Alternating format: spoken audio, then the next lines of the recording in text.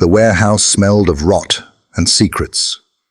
Thunder rolled overhead, and every distant crack of lightning illuminated the dust particles dancing in the air like restless spirits. Nathan adjusted his flashlight, heart thudding. Aegis, his partner in more ways than most understood, led the way, nose to the ground, tail stiff, muscles coiled like springs. It wasn't the emptiness that unsettled Nathan. It was what wasn't visible. Faint scratches marred the walls, fingerprints too small for any adult. The German shepherd growled low, a sound that vibrated through Nathan's chest. Something, or someone, was here. Then, Aegis pawed at a section of cracked plaster. Behind it, the light caught on something small, delicate. A doll, soaked in blood, staring at Nathan with vacant eyes that somehow held accusation. Nathan felt a cold tremor of dread. This was more than a crime scene. This was a warning. And with that single, silent gesture from Aegis, Nathan knew they were not merely hunting clues. They were stepping into a world of darkness, where every heartbeat counted, and the loyalty of a dog could mean the difference between life and death. Rain had a way of swallowing Chicago whole.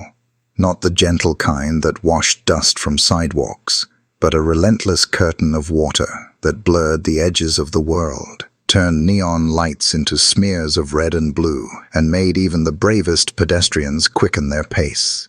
That night, the storm seemed endless. Clouds pressed low over the skyline, black as ink, heavy as iron. Thunder rolled faintly across Lake Michigan, and the streets below mirrored every flash of lightning like broken glass scattered across the city. The South Side always looked different in the rain. For the wealthy, water made the high-rises gleam, reflections dancing on polished windows. But here, far from Michigan Avenue's glow, the storm did not bring beauty. It soaked the brick husks of abandoned warehouses, seeped into alleys where rats ran fat and fearless, and drowned the last hints of warmth from empty factories that had once kept generations of families alive. These forgotten blocks carried stories no one wanted to tell. Men in hoods, huddled under broken awnings, exchanging more than cigarettes. Crates shifted in the back of unmarked vans. Engines idling low, waiting for hand signals that would send them deeper into the labyrinth of rust and shadows. Rumors said this part of town had become a storage yard for things that had no name on paper. Smuggled weapons, counterfeit cash, stolen pharmaceuticals. No one asked questions because no one wanted the answers. And yet, beneath the hiss of the rain and the faint hum of neon, there was another sound that night. Tires crunching slowly over wet gravel, engines running in perfect unison, radios murmuring codes through static. It was not the usual symphony of the streets. It was organized, precise, like a blade being unsheathed in the dark. The city was holding its breath. A narrow alley cut between two hulking buildings, their windows punched out decades ago, leaving only jagged teeth of glass. At its far end, a small house sagged into itself, its roof patched with mismatched tarps, its siding pockmarked with rot. To the casual eye, it was just another ruin in a neighborhood full of them. But tonight, floodlights were dimmed, and boots pressed silently into puddles. The raid was coming, and though the men carrying rifles were trained for this, had stormed rooms in worse places, under worse fire, there was a heaviness to the air none of them could shake. The rain should have been enough to smother the tension, to wash away the sweat prickling under collars. But it didn't. It clung, thick as oil, as if the storm itself knew what waited beyond the warped door at the alley's end. From a distance, the house seemed still. No lights inside. No movement behind the curtains that clung damp against cracked windows. But the stillness was not comforting. It was the kind that makes you notice your own breathing, the kind that makes the back of your neck itch. Chicago had seen many storms, many raids, many nights where good men crossed into bad places. But something about this night whispered that the lines were about to blur, that what they thought they were hunting was only a shadow of the real thing. The gutters overflowed, pouring water down brick walls in constant streams. The street lamps flickered and buzzed, some dying altogether, leaving stretches of darkness where even the rain seemed hesitant to fall. Somewhere nearby, a siren wailed, and then cut off sharply, swallowed by distance. The city was alive, but this corner was claimed by silence. Inside one of the vans, men adjusted their gear, checked ammunition, and exchanged brief nods. No bravado, no chatter, just the grim understanding that tonight's assignment was not routine, no matter what the paperwork said. And outside, pacing silently in the rain, was a shadow with 4 legs. A German shepherd, coat slick with water, eyes glowing faintly when headlights caught them. He did not flinch at the thunder or the lightning. His ears pricked, his nose lifted, drawing in scents the men could not name. He felt the shift in the air, the wrongness that pulsed from the sagging house. He growled low and steady, a warning carried through the storm. The city, it seemed, was not the only one holding its breath. Nathan Cole had worn the badge for almost 15 years, but there were nights when it felt heavier than the pistol at his hip. Rain pattered against the windshield of the armored van, blurring the city into streaks of gray and neon. He sat in the front seat, helmet resting on his knee, hands wrapped too tightly around a thermos of stale coffee he hadn't touched.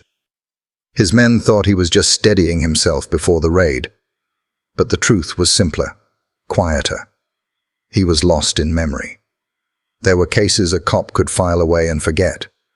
A carjacking, a warehouse bust, a drunken fight that ended with paperwork and sighs.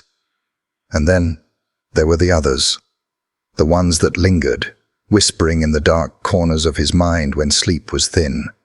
For Nathan, it was the girl in Joliet, 12 years old, missing for weeks. They'd gone in thinking it was just another den filled with narcotics and guns. But in a moldy basement, Nathan had found more than drugs. He had carried her out in his arms, so light it felt like carrying laundry, her breath gone long before he ever reached the daylight. That memory had never loosened its grip. Tonight, with rain hammering down and silence heavy in the van, he felt it stirring again. At his side, lying on the rubber mat with calm that was more watchful than restful, was Aegis. The dog's fur was darkened by rain, clinging in waves to the thick muscles of his shoulders.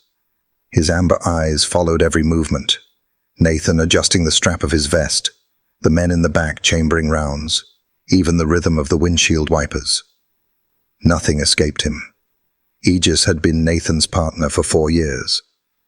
In that time, the shepherd had dragged guns out of car trunks, flushed suspects from attics, and once pulled Nathan back from a tripwire that would have ended in fire and shrapnel. But their bond wasn't just measured in victories. It was in the quiet, unremarkable hours. Late-night shifts where Nathan muttered his thoughts to the only one who listened, mornings when Aegis leaned into his side like a promise that the world wasn't all bad. Some men on the force treated canines like equipment. Nathan never could. Aegis wasn't a tool. He was a partner, a compass that pointed true, even when Nathan's own instincts wavered. The dog didn't judge, didn't forget, didn't carry ghosts. And yet, sometimes Nathan thought Aegis understood his better than any human could. "Easy, boy," Nathan murmured, running a gloved hand over the shepherd's damp fur.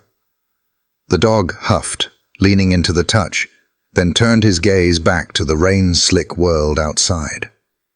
His ears twitched, alert to something Nathan couldn't hear. The operation briefing had been straightforward. A suspected stash house.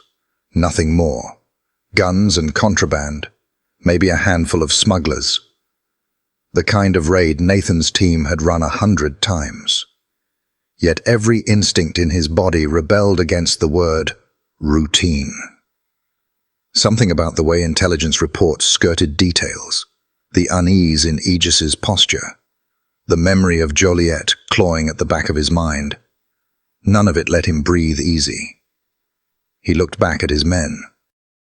Some were adjusting their night vision goggles, others checking extra magazines.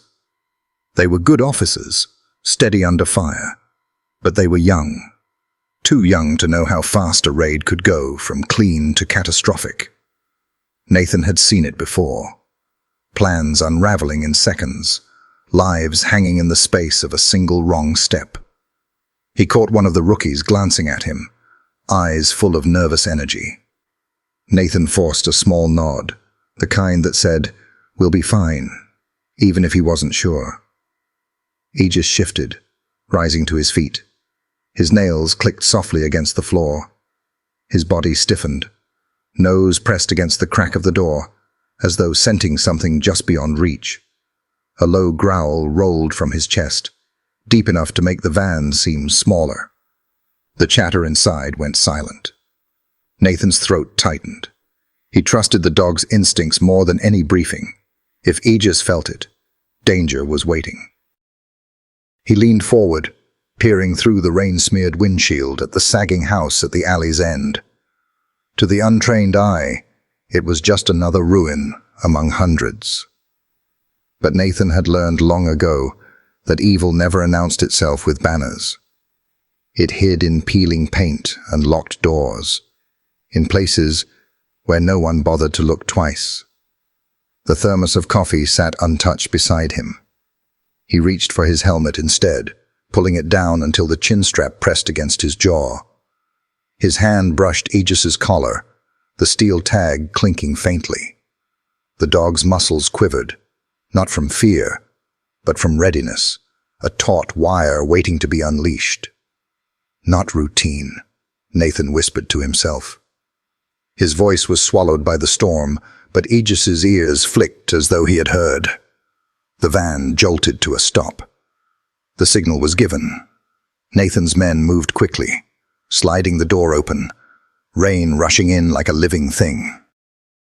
The city's storm seemed to greet them with a roar, as though daring them to step into its secrets. Nathan rose, rifle slung, eyes narrowing against the sheets of water. Beside him, Aegis leapt gracefully down, landing in the flood-slick street without hesitation. His tail stood high, his gaze fixed on the dark silhouette of the house. He didn't bark, didn't break the silence, just braced himself, every line of his body screaming vigilance. Nathan exhaled once, steadying the weight in his chest. To anyone watching, it might have looked like another raid, another night in a city drowning in crime. But to him, and to the dog at his side, it felt like something else entirely. Something deeper, darker, waiting to unfold. And as the rain drummed harder, Nathan thought again of the girl in Joliet, of the lives that slipped away when men convinced themselves a mission was simple. His hand brushed the shepherd's flank, grounding himself in the steady rhythm of a heartbeat stronger than his own. Whatever waited inside that crumbling house, Nathan knew this. It would not be contraband alone. The van door slid open with a metallic scrape, letting the storm rush in. Cold rain slapped against Kevlar vests and helmets, instantly soaking what little fabric was exposed. The men moved out in practiced silence, boots striking puddles, rifles angled low, but ready. Training had drilled it into them. No wasted words, no wasted motion. But the storm had a way of magnifying every detail. The click of a magazine locking into place, the whisper of Velcro straps being secured, even the sharp breath of a rookie trying to steady nerves. Nathan stepped out last, pulling his hood low beneath the helmet's rim. The rain rolled down his faceplate in glistening streams, obscuring the world into shifting shadows. He lifted one hand in the signal. The team spread out, 4 men to the left, 3 to the right, moving like extensions of each other. The alley narrowed into darkness ahead, framed by rusting gutters that poured steady rivers onto cracked pavement. Aegis moved with them, but not like them. His paws splashed soundlessly into shallow water, his body low and taut, every step deliberate. His ears pricked forward, then swiveled back, as if listening to something far beyond the storm. His nose lifted once, twice, drawing in the wet, sour air. Then a low growl vibrated from deep in his chest, a sound that made even the most seasoned officers glance uneasily at one another. "Easy," Nathan whispered, more for the team than the dog. But Aegis didn't ease. His hackles bristled, tail stiff, eyes fixed on the black outline of the house at the alley's end. In the fractured glow of a dying street lamp, his amber gaze seemed to hold its own light, piercing and relentless. He wasn't merely alert, he was warning them. The men knew what that meant. Dogs like Aegis didn't growl in the shadows. They crouched under the overhang of an abandoned loading dock, taking a moment to check their gear. Night vision goggles slid into place, scopes adjusted, silencers tightened. Fingers brushed against triggers, not pulling, just feeling the cold metal. The rookie from earlier, Keller, barely 23, fumbled with his strap until Nathan reached out and steadied it for him, a brief squeeze on the shoulder, passing wordlessly between them. "Keep your head clear," Nathan said softly, voice carrying even under the storm. Keller nodded, swallowing hard. The sergeant in charge of communications gave a hand signal. 3 minutes to breach. They would move as one, sweep the house, secure whatever contraband was hidden inside. At least, that was the plan written neatly in their orders. But orders didn't account for the way the air pressed heavier with every step, or the way Aegis kept growling low, vibrating against Nathan's leg like a warning he couldn't ignore. Nathan crouched, brushing the shepherd's wet fur. "What do you smell, boy?" he murmured, though part of him didn't want the answer. Aegis's nostrils flared, then he jerked his head toward the house again, body pulling forward with an urgency that made Nathan's stomach twist. The team moved out from cover, their silhouettes stretching long across the flooded pavement. Each man's breath fogged against the cold rain, merging with the mist that clung to the ground. The storm muted the city beyond, the hum of traffic, the wail of sirens. Even the distant trains were lost. All that existed was the alley, the men, and the looming carcass of the house. Up close, the place looked worse than it had from the van. Siding peeled in curling sheets, like skin sloughing from a corpse. Shutters hung broken, rattling in the wind. The porch sagged dangerously, swollen wood groaning under the weight of years. But it was the windows that unsettled Nathan most. They weren't just dark, they were watching. Blank eyes staring outward, waiting for someone foolish enough to step closer. Lightning flared across the sky, turning the alley white for a heartbeat. In that flash, Nathan thought he saw movement behind the curtains of the upper floor, a shadow shifting, gone as quickly as it came. He blinked rain from his lashes, but when he looked again, the window was lifeless. "Contact?" whispered Torres, the point man. Nathan hesitated. He couldn't be sure. And yet, his gut screamed it wasn't empty. "Keep sharp," he muttered, raising his fist to halt the advance. The seconds dragged. The rain filled the silence with its endless drumbeat. Somewhere overhead, a piece of gutter tore loose, clattering against brick. Every man flinched instinctively, rifles angling higher only to drop again when they realized it was just the storm tearing the city apart. Aegis did not flinch. His growl deepened, vibrating so strongly Nathan could feel it through his boots. The dog strained against the lead, nails scraping concrete, trying to pull them forward. It was no longer a suggestion, it was demand. Nathan's chest tightened. He had learned long ago to trust the shepherd more than reports, more than his own eyes. Aegis saw the world as it was, not as men wished it to be. If he was this agitated, then what lay ahead was not crates of smuggled rifles or counterfeit bills. It was something darker, something alive. The squad regrouped at the base of the alley. Rain poured down in sheets, soaking their gear until it gleamed under the sickly light of the lone street lamp. Rifles rose, safeties clicked off. A single nod passed from Nathan to Torres, from Torres to the others. No speeches, no bravado. Just the unspoken agreement that they would step into whatever the storm concealed. Aegis barked once, sharp and urgent, cutting through the rain like a flare in the night. Every man's head snapped toward the house. The sound seemed to echo longer than it should have, as if bouncing off walls no one could see. The derelict house waited at the end of the alley, hunched in shadow, dripping with rain, and the team moved toward it. The command came in a whisper. Breach. The word barely rose above the roar of the storm, but it carried enough weight to make every heart beat faster. The team surged forward, boots splashing against the flooded alley, rifles angled toward the crooked porch of the house.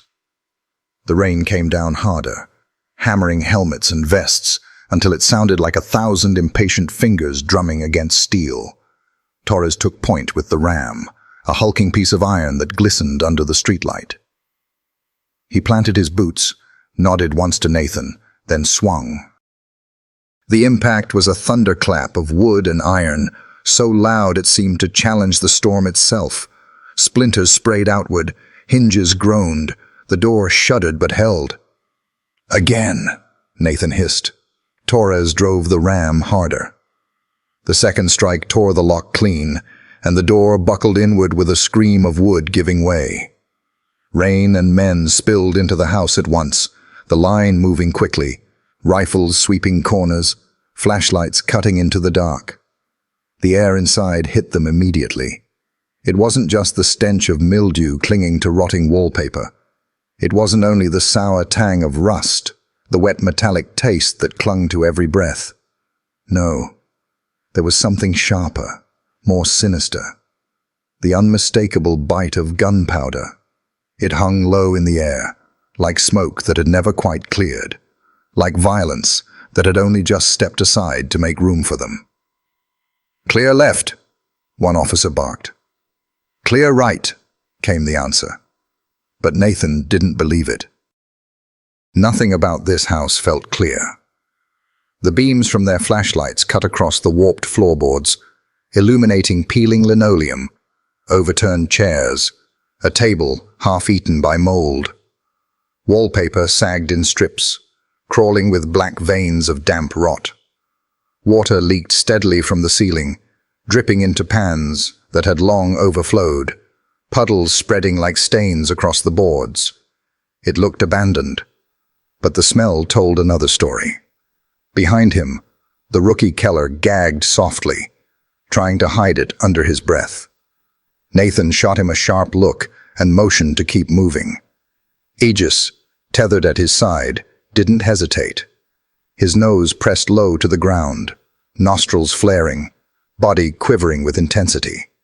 His tail stood rigid, ears flicking as he pulled against the lead. "Hold, Aegis," Nathan muttered, tightening the leash. But the shepherd strained harder. His claws clicked against the boards, pulling forward with a force that belied his size. He wasn't following a command. He was following instinct. Something in the air, something in the walls, something the men could not yet see. The team fanned out through the entry hall. Doors lined the narrow corridor, all closed, their brass knobs dulled to green. One creaked slightly in the draught, a slow sway that made the shadows lurch. The rain outside battered the roof, thunder rolling above like the growl of some giant beast. Nathan felt the memory of Joliet clawing at his chest again. The same sour smell, the same silence that seemed too heavy to be natural. He tightened his grip on the leash, but Aegis pulled again, dragging him 2 steps deeper into the house. The shepherd's body was a drawn bow, every muscle tense, every breath a signal. "Something's off," Nathan said quietly. Torres glanced back. "It's just the stink of powder. They've been storing hardware here. We'll bag it and be gone in an hour." But Nathan shook his head. He had led enough raids to know what contraband felt like. This wasn't it. Contraband didn't make a dog growl low and unrelenting. Contraband didn't make the hair on his own arm stand on end beneath Kevlar. He raised his fist, halting the line. The men froze, rifles aimed, breaths steady but shallow. Flashlights swept across the walls, bouncing off water-stained wallpaper and empty picture frames, and then came the sound. A faint creak, somewhere deeper in the house. Not the groan of wood, not the settling of an old frame, but deliberate, weighted, like a step taken in hesitation. Every man stiffened. Aegis's growl sharpened into a bark that cracked through the silence like a gunshot. The dog lunged, dragging Nathan down the corridor before he could brace. His shoulder slammed against the wall, paint flakes dusting his gear, but he didn't fight the pull. He let Aegis lead. The men followed, rifles raised, nerves sparking in every direction. The further they went, the thicker the air grew. The mildew became unbearable, coating tongues with bitterness. The scent of rust sharpened until it was like sucking on iron.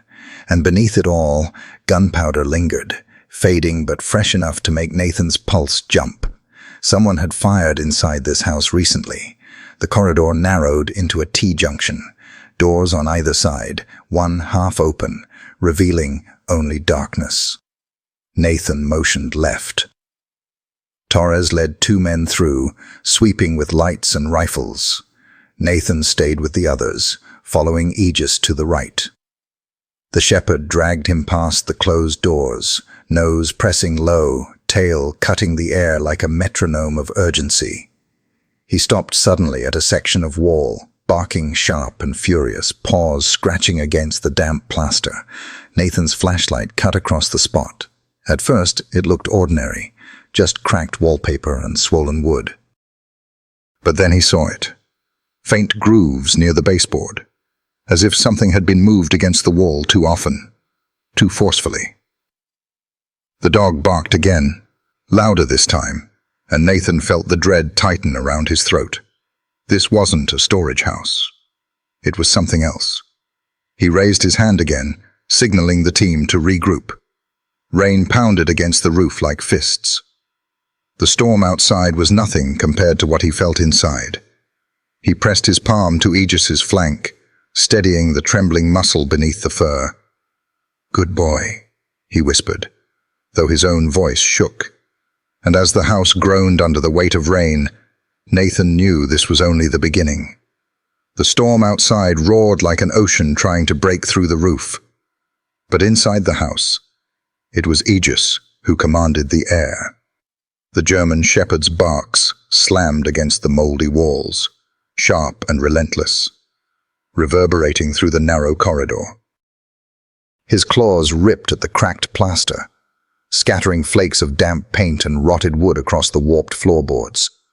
Nathan tightened the leash, but it was useless. The dog was possessed by something greater than command, something primal. His paws dug harder, gouging lines into the wall until the plaster gave way in dusty clouds.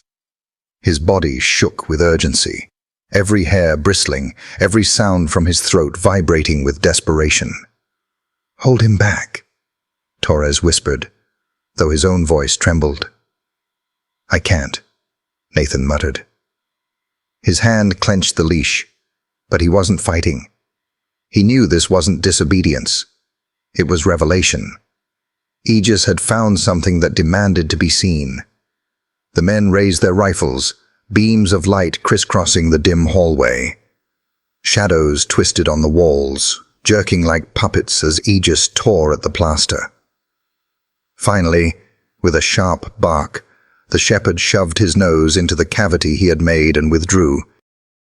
In his jaws dangled something small, limp, and filthy. Nathan's flashlight beam cut across it. At first, it was unrecognizable. A lump of cloth, discolored, matted with grime. Then the shape clarified. Stitched arms, a round head, button eyes that had once been bright, but now were dulled with scratches. A doll. But it wasn't the age or decay that made the team freeze. It was the stains, red, dark in places where it had dried, but still bright at the edges. Blood, soaking into the doll's faded dress, clinging stubbornly to the fabric, even as rainwater from Aegis's jaws streaked it anew. The silence was suffocating. Keller, the rookie, choked back a gasp. One of the veterans cursed under his breath, the word clipped and harsh in the stillness. Torres's eyes narrowed, but his jaw tightened with something unspoken. Nathan couldn't breathe for a moment. The doll swung gently from Aegis's mouth, water dripping from its hem, red mingling with clear droplets before striking the floor with faint splashes. The sight was grotesque, a fusion of innocence and horror. Aegis dropped it at Nathan's feet, then barked again, short, insistent, commanding. His nose pressed against the doll, then against the wall, as if to say, "This is not finished." Nathan crouched slowly, his gloves trembling as he picked it up. The fabric was cold, slick with rain, and something else. He turned it over in his palm, flashlight catching every sickening patch of red. It wasn't old, it wasn't ancient. The blood was fresh. "Jesus," Torres whispered. "This isn't a stash house." Nathan looked at him sharply. "No, it isn't." Every man in the corridor felt the shift. They had come prepared for weapons, for smugglers crouched behind crates. But this was a different battlefield. The smell in the air changed once they saw it. Or maybe it had been there all along, unnoticed until the doll brought it into focus. The copper tang of blood, faint but undeniable beneath the mildew and rust. It crawled into their nostrils, clung to the back of their throats. Keller's voice cracked. "Sir, what does this mean?" Nathan didn't answer. He didn't need to.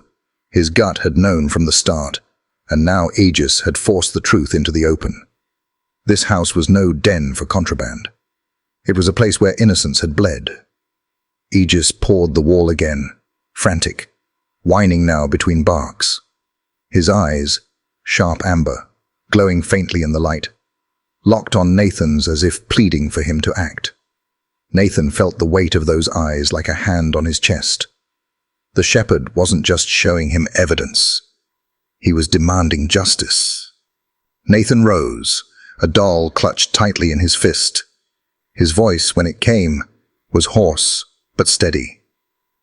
"We keep moving. Now." The team hesitated. Protocol said to secure evidence, call it in, wait for further orders. But no one wanted to say those words aloud. The storm outside roared like a reminder that time was running, that hesitation could mean the difference between life and death. Nathan pointed down the corridor. "This house isn't empty. Aegis knows it. That doll," he swallowed hard. "That doll belonged to someone, and she's not gone yet." Torres met his eyes, then gave a curt nod. The decision was made.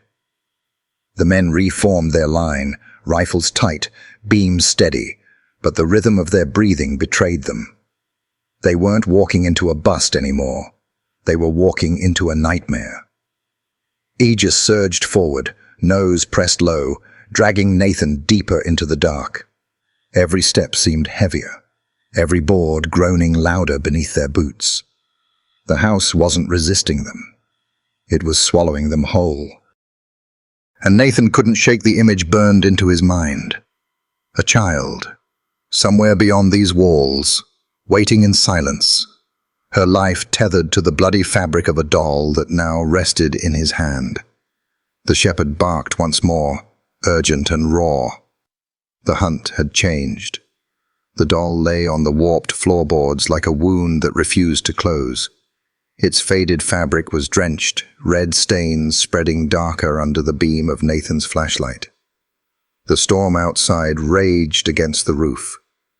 But here, inside this decaying hallway, a different storm gathered in silence. The kind that brewed in men's eyes when fear fought with denial. Torres was the first to speak. His voice was tight, but he forced it into the shape of command. "We've got evidence. Bag it, call it in, and secure the perimeter. That's protocol." He said the word protocol like it was a lifeline, as though the neat rules of the job could shield them from what the dog had unearthed.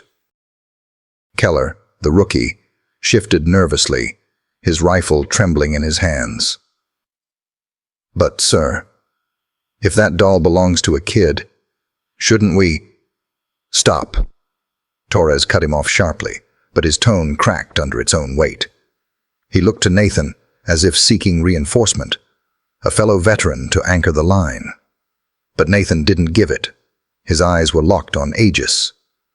The shepherd prowled in circles near the wall, nose pressed to the damp plaster, whining now, frustrated. His body shook with urgency. Every instinct in him screamed that there was more, that the doll was not the end, but the beginning. Nathan felt the leash vibrating in his grip. He knew what the dog was telling him, and he knew what the manual would say in response. Stop, secure, report, wait. He crouched, lifting the doll again, feeling its weight in his palm. Too light. It felt wrong, like it should carry more than stuffing, more than fabric. He imagined tiny hands clinging to it, small fingers gripping its stitched arms until they trembled. The blood smeared across its faded dress was fresh enough that when he squeezed the fabric, dampness seeped through his gloves. The rookie's voice wavered again, softer now. There's someone here, isn't there?" No one answered. Nathan's jaw tightened. He remembered Joliet, the girl who had been too late to save, the bitter copper tang of blood that had clung to his uniform for days, the sleepless nights afterward. He had sworn never to let hesitation cost another child's life. Never again. "Torres," Nathan said quietly. His voice wasn't raised, but it carried through the corridor like a gavel. "You really think this is just evidence? You think contraband bleeds like this?" Torres stared at him, and for a moment, Nathan saw the mask of command falter. The sergeant looked at the doll, then at Aegis, then back to Nathan. His silence was answer enough. Another officer, Morales, spoke up. His voice was gruff, aged by too many late nights and cheap whiskey. "If we keep going without backup, and this turns out to be nothing, command will crucify us." Nathan turned on him, his flashlight beam cutting across Morales' face, sharp and blinding. "And if it isn't nothing, if a kid is alive in this house right now waiting for us, you want to be the one who explains why we waited?" The words hung heavy in the damp air. No one wanted to answer them. Aegis barked once, sharp and commanding. The sound jolted them all. The dog planted himself at the far end of the corridor, nose pressed against a door, swollen with water damage, body tense as a wire. He wasn't suggesting, he was demanding. Nathan made his decision. He stood, doll in one hand, leash in the other, his rifle slung across his chest. His voice was steady, though his pulse pounded like a drum. "We follow him." Torres's eyes narrowed. "That's against orders." "Orders didn't find this," Nathan snapped, holding up the doll. Rain dripped from its hem, darkening the stains until they glistened under the light. "He did. And I'll trust Aegis before I trust a piece of paper written by someone who's never smelled a room like this."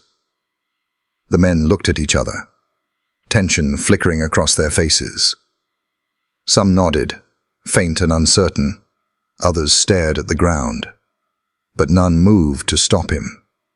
Nathan knelt by Aegis, his hand brushing through the dog's soaked fur. The shepherd pressed into him, body quivering with restrained energy, eyes burning with insistence. "All right, partner," Nathan murmured. "Lead the way." The leash snapped taut as Aegis lunged forward, claws skittering across the boards. He pulled Nathan straight to the water-swollen door, pawing and barking until the frame rattled in protest. Nathan motioned the team into position. Rifles rose, breath steadied, the storm outside fading into background noise as every nerve focused inward. The rookie whispered again, almost to himself, "There's really someone here." No one silenced him this time. Nathan pressed his palm against the door, feeling the vibration of Aegis's barks through the wood. His mind replayed the girl from Joliet, her weight in his arms, her silence. He would not carry another body out into the rain tonight. He looked back at the team, rainwater dripping from his helmet onto the doll still clutched in his fist. His voice was calm but edged with fire. "We move, now." The decision was made. Protocol was left behind with the splinters of the front door. Whatever waited beyond this wall, they would face it, not because the rules demanded it, but because the blood on a child's doll demanded more than rules could ever offer. Aegis barked again, louder, as if he understood, and Nathan followed him into the dark. The corridor seemed to stretch endlessly, shrinking tighter with every step. Plaster peeled from the walls like old skin, and the overhead light fixtures hung dead, their glass shattered long ago. Each man's flashlight carved out small islands of visibility, narrow beams cutting through the suffocating dark. The storm outside rattled the windows in distant bursts, but here, the silence pressed down so heavy that even the sound of boots against warped boards seemed intrusive. Aegis led, his leash taut in Nathan's grip. The shepherd's body moved like an arrow loose from a bow, low, precise, unstoppable. His paws clicked softly on the boards, nose working furiously, breath huffing in short bursts. Every few steps, he growled deep, a sound that vibrated through Nathan's chest and into the marrow of the men behind him. The hallway bent sharply left, and then they saw it. At the very end, framed in the beam of Nathan's light, stood a door unlike the others. Where every other entry had been wood, swollen and rotted from years of damp, this one was iron. Heavy, square, its surface mottled with rust the color of dried blood. Rivets dotted its face like scars.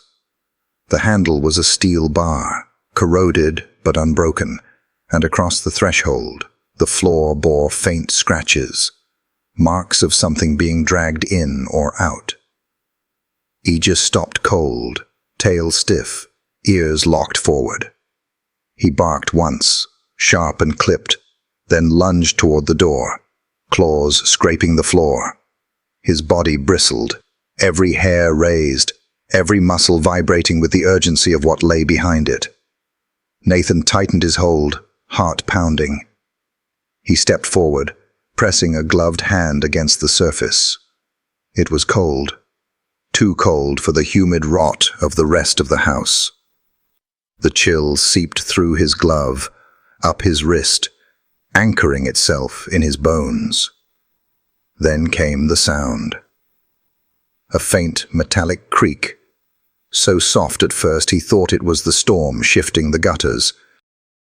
But when he held his breath, it came again, drawn out, like a hinge bending under weight, and then silence. Absolute silence, as if whatever had moved now listened as intently as they did.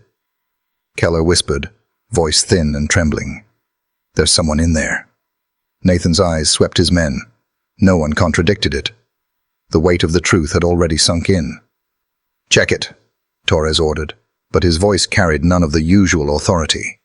It was raw, stretched too thin. Nathan crouched lower, flashlight angled. The seams around the door were tight, but the rust had left jagged cracks along the edges.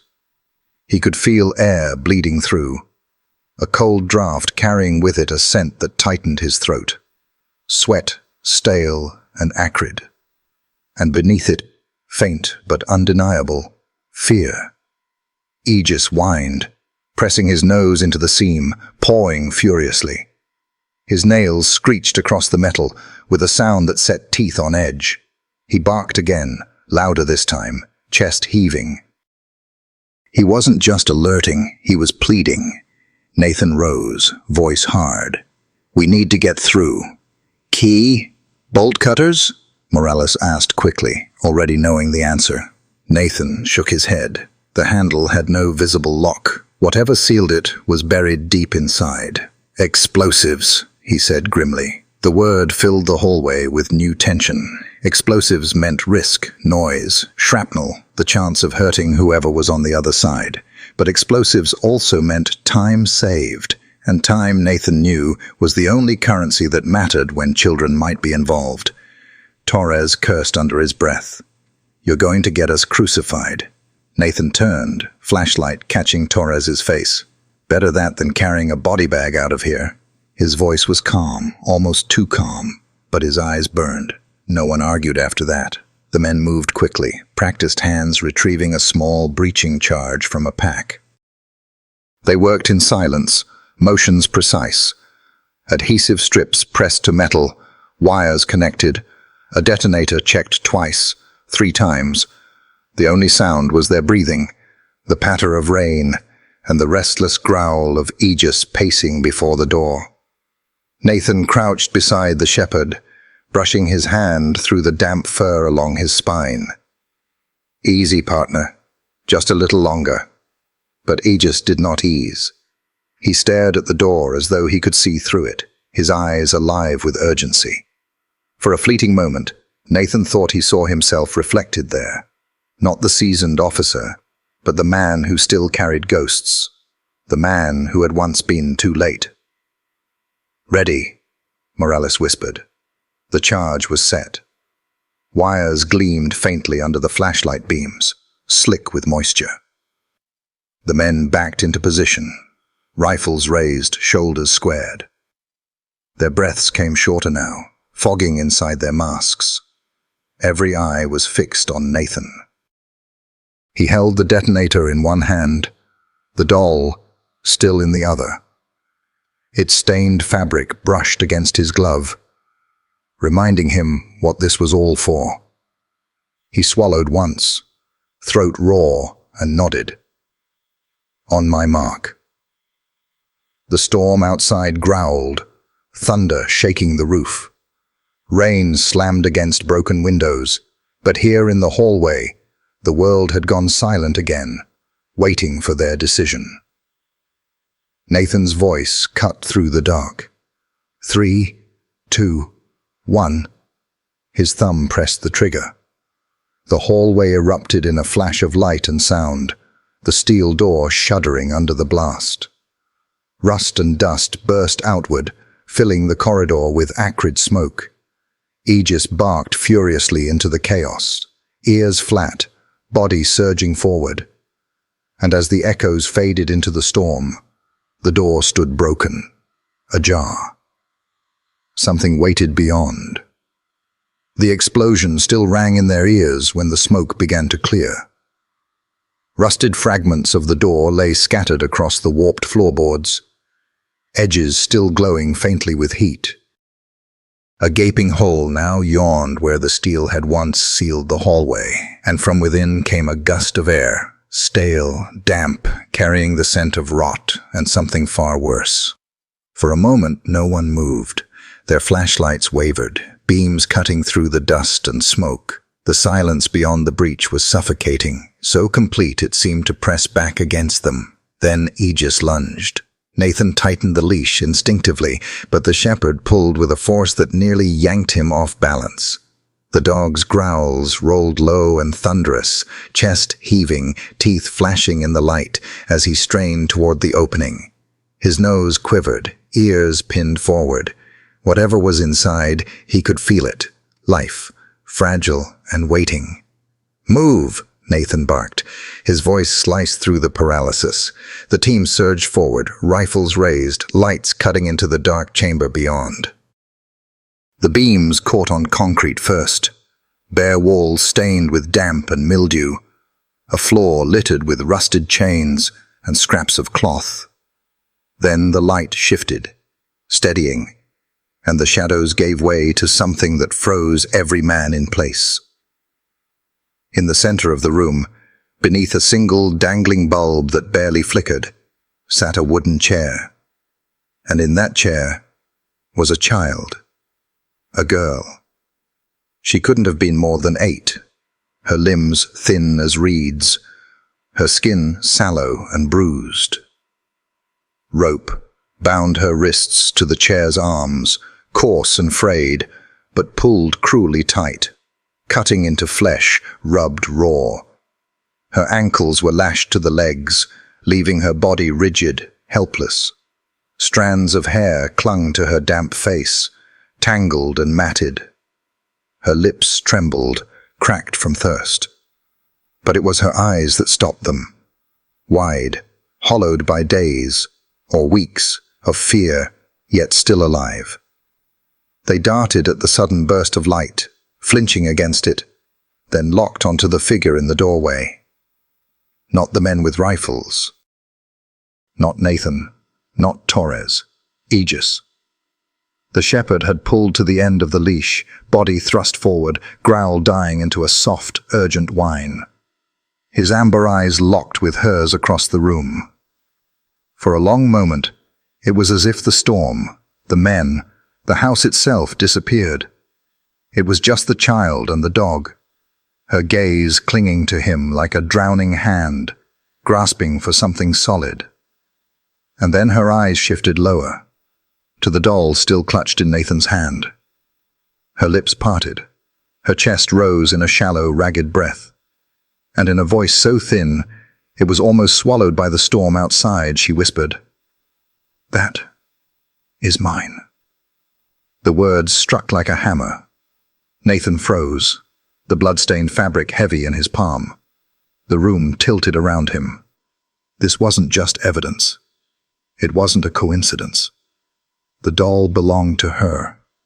Her tiny hands had once held it. Her tears had once stained its fabric, and the fresh blood on it was hers.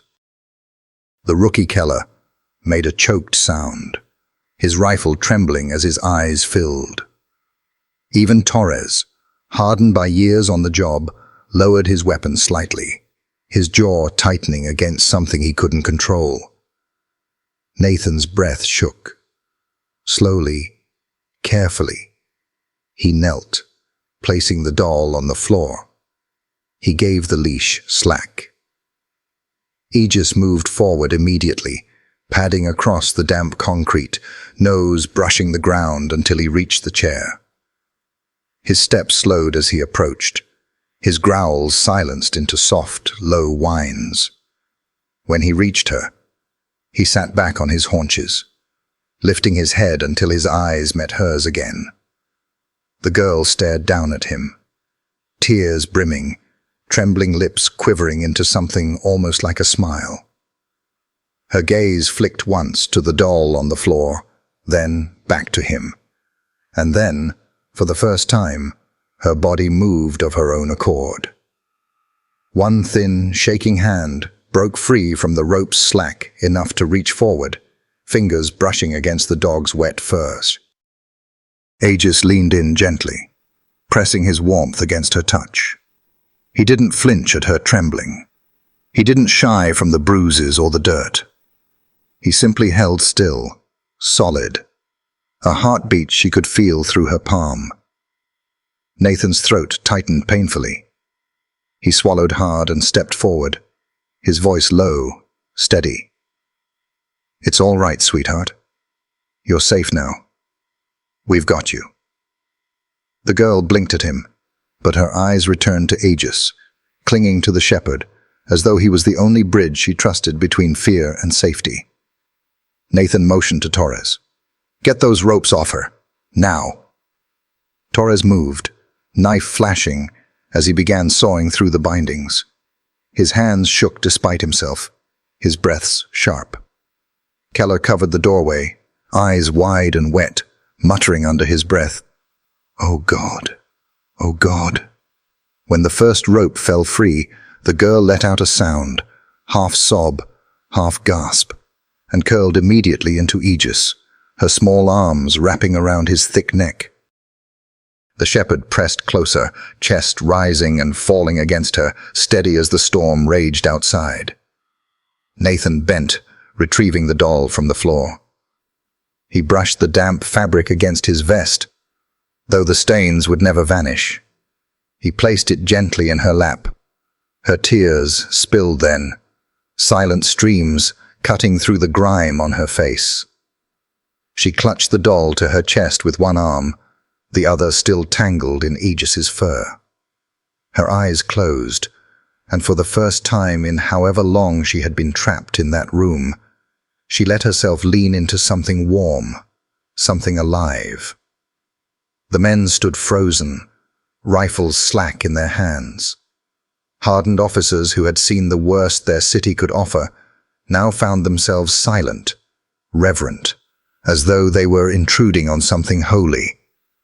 Nathan exhaled shakily, brushing a hand over Aegis's back. "Good boy," he whispered, voice breaking. The shepherd didn't look at him. His eyes stayed locked on the girl, unwavering, as if he had known from the start this was who they had come for. And in that moment, Nathan knew. The raid had changed. It was no longer about evidence, no longer about orders or contraband. It was about a life, fragile, trembling, but alive. The storm outside howled against the broken door, but inside that hidden room, there was only the quiet sound of a child's breathing against a dog's steady chest.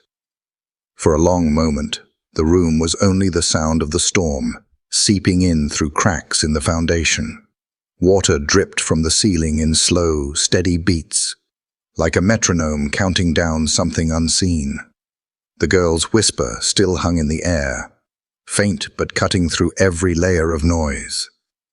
"That is mine." Her voice was so fragile it barely existed. A single thread of sound stretched thin enough to break with the next breath. But the words carried weight. They belonged not to a doll, but to a life tethered to it, a lifeline she refused to let go of. Nathan froze where he stood, doll in his hands. Aegis pressed forward against the leash, his low whine carrying a strange urgency, as if he alone understood the gravity of those 3 words. The girl's eyes were locked on the doll.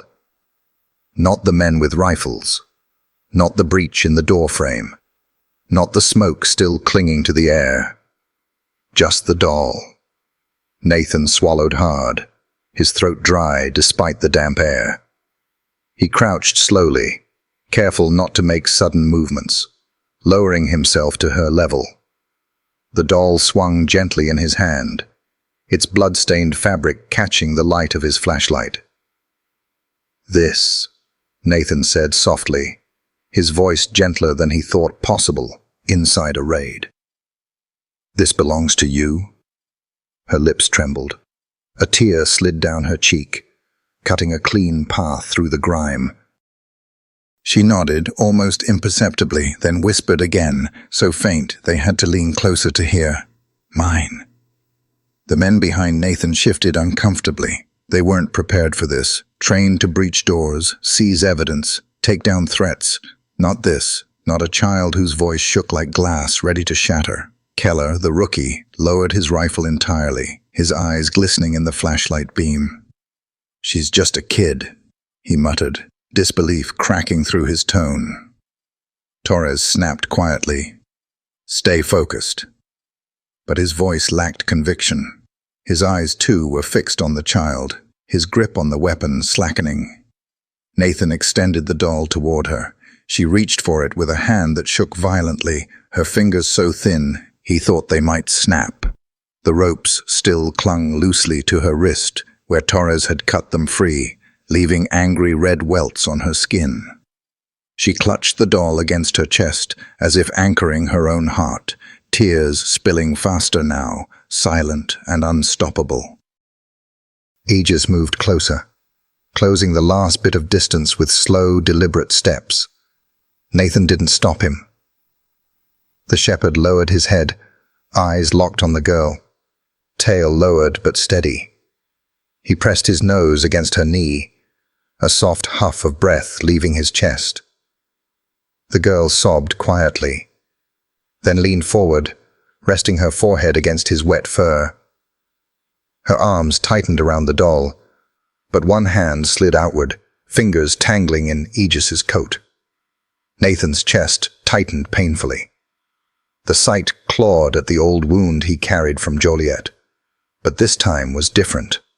This time, the child was breathing, clinging, choosing trust in the shape of a dog's warmth. Torres muttered something under his breath, shaking his head. Morales whispered, This is bigger than us." The weight of realization settled on the men like lead. They weren't standing in a smuggler's hideout anymore. They were standing in the middle of a crime that stretched beyond protocol. Nathan leaned in further, speaking quietly, so only she and Aegis could hear. "You're safe now. Do you hear me? You're safe." Her eyes fluttered open, still brimming with tears, and she glanced at him briefly before returning to Aegis. The look in her eyes was unmistakable. She wasn't ready to trust the men. Not yet. But the dog, she already had. Nathan felt no offense. Instead, he let it settle into him like a truth he'd always known. Sometimes, a shepherd's heart could reach where human promises could not. Keller shifted again, his voice tight. "Sir, what now?" Nathan didn't look back. He kept his eyes on the girl, on the small, shaking body, clutching a bloodied doll like it was her only lifeline. "Now," he said slowly, "we follow her lead." The men exchanged glances, uncertain, but no one spoke against him. The girl sniffled, her voice a whisper again, softer than the rain outside. "Don't leave me." Nathan's chest ached at the words. He reached out, placing his gloved hand gently over her bound ankle, careful not to startle. "We won't," he promised. "Not ever again." Aegis whined softly, nuzzling her hand, his amber eyes steady and unblinking. The girl clutched both him and the doll tighter, and for the first time, her breathing steadied. Behind them, the house creaked, a sound like the old bones of the place shifting under the weight of the storm. The men straightened, rifles angling toward the shadows, but Nathan didn't move yet. He stayed with her, letting the moment settle, letting the fragile thread of trust strengthen, one heartbeat at a time. For all their gear and weapons, for all the power the city had invested in them, it was the child's whisper, and the dog's silence that dictated the course of the night. And in that quiet, Nathan knew the truth. Protocol had ended at the threshold. From here on, it was Aegis and the girl who would lead them. The ropes were old, coarse, and soaked with filth, but they had bitten so deeply into the child's wrists that her skin was raw and torn. Nathan could see the angry red grooves where the fibers had dug in, the faint shimmer of dried blood where flesh had split. His chest tightened as he crouched before her, knees pressing into the damp concrete. For a moment, his gloved hands hovered uselessly in the air, trembling in a way he couldn't disguise. He had cut through restraints before, on suspects, on hostages, on bodies already gone cold. But never had the act felt so unbearable. Every knot seemed like a deliberate cruelty, a reminder that someone had tied a child to a chair and left her in this darkness, listening to her own heartbeat echo off the walls. "It's okay," Nathan murmured, forcing steadiness into his voice. He set his rifle aside, placing it within reach but far enough to look less threatening. "I'm going to get you out of this." The girl's eyes flicked to him, then back to Aegis, who sat pressed against the chair, his chest rising and falling in steady rhythm. The shepherd leaned in closer, his wet fur brushing her thin arms, his warmth seeping into her as if to prove the world outside the ropes was still alive. She clutched the doll in one hand, knuckles white with effort. But with her free hand, she reached toward Aegis, fingers tangling into the thick fur at his neck.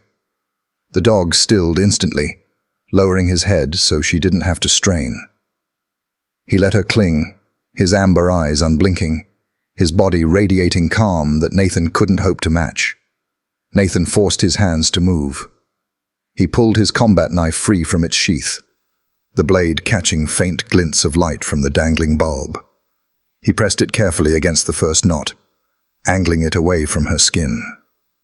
"Hold still for me," he whispered. The rope resisted, frayed fibers catching on the blade, forcing him to soar gently. Every stroke sent vibrations through the cord, and each time the girl flinched, her breath catching. Aegis responded immediately, pressing harder against her side, a low, soothing whine vibrating from his throat. She buried her face into his fur, muffling her tears, and for a moment Nathan thought he heard her whisper something into the shepherd's ear, words too faint to catch. The rope gave way suddenly, snapping with a harsh twang. Her wrist sagged free, trembling from the release. Nathan caught it quickly, supporting her hand in his palm. Her skin was paper-thin, cold as ice, her pulse a frantic flutter beneath his touch. "Almost there," he said softly. "One more." He moved to the other wrist. This knot was worse, twisted tighter, the rope cutting deeper. His knife slid under it carefully, but his hand shook. He swallowed hard, memories of Joliet clawing at him again. That time, he had been too late. Not tonight. The girl whimpered as the blade pressed close. Aegis nudged her chin with his nose, huffing softly, his tail brushing against the chair in slow, steady beats. The rhythm of it, patient and grounding, seemed to calm her. Her breath steadied enough that Nathan could work faster. Finally, with a harsh snap, the second rope fell loose. Both her hands were free now, though they trembled violently, circulation rushing back into them in painful tingles. She immediately clutched the doll tighter to her chest, then leaned sideways into Aegis, pressing her whole small frame against him. The shepherd didn't move, except to shift slightly, wrapping himself around her, like a living shield. Nathan let out a breath he hadn't realized he was holding. He moved quickly to her ankles, cutting through the knots at her legs. These ropes, too, had carved deep into skin, and when they fell away, she winced, curling her knees instinctively. And then it was done. The chair no longer held her, but she didn't get up. Not yet. She remained curled against Aegis, sobbing quietly into his fur, doll clutched between them like a fragile heart. The shepherd stayed perfectly still, only his ears twitching as the storm rattled against the house. He absorbed her trembling, as though it belonged to him, as though he could carry it away from her. Nathan sat back on his heels, knife still in his hand, and felt the tremor in his own arms. Around him, the team stood in stunned silence. Hardened men who had prepared for smugglers and weapons now stared at a little girl clinging to a dog as if he were the last light in a collapsing world. Keller wiped at his face roughly, pretending it was just sweat. Torres shifted uneasily, muttering a curse under his breath, though his eyes lingered on the child longer than he'd admit. Nathan slid the knife back into its sheath. He reached out slowly, palm open, careful not to startle. "You're free now," he said gently. "We're going to get you out of here." The girl peeked at him from behind Aegis's fur. Her lips parted, but no sound came. Only her grip on the shepherd tightened, her face pressing deeper into him. Nathan nodded, understanding. "All right," he whispered. "We'll do this your way." Aegis shifted slightly, his amber eyes lifting to Nathan's. For a moment, their gazes locked, man and dog bound in unspoken agreement. Nathan felt it as clearly as if the shepherd had spoken. "She trusts me first. Let me lead." Nathan exhaled, chest heavy. He had spent years building trust with this dog, learning the language of growls, whines, and stares. And now, that bond has become a bridge to a child's fragile hope. He gave a small nod. "Okay, partner," he murmured. "Take care of her." And as the storm howled against the house, the girl allowed herself, for the first time, to lean fully into the shepherd's warmth, her sobs softening into shallow breaths. For the first time, she believed she might survive. The ropes lay in coils on the floor like dead snakes, but their presence still clung to the girl's skin. Her wrists bore angry welts, her ankles stiff, her breath shallow. Nathan crouched in front of her, his voice low, gentle, almost fatherly.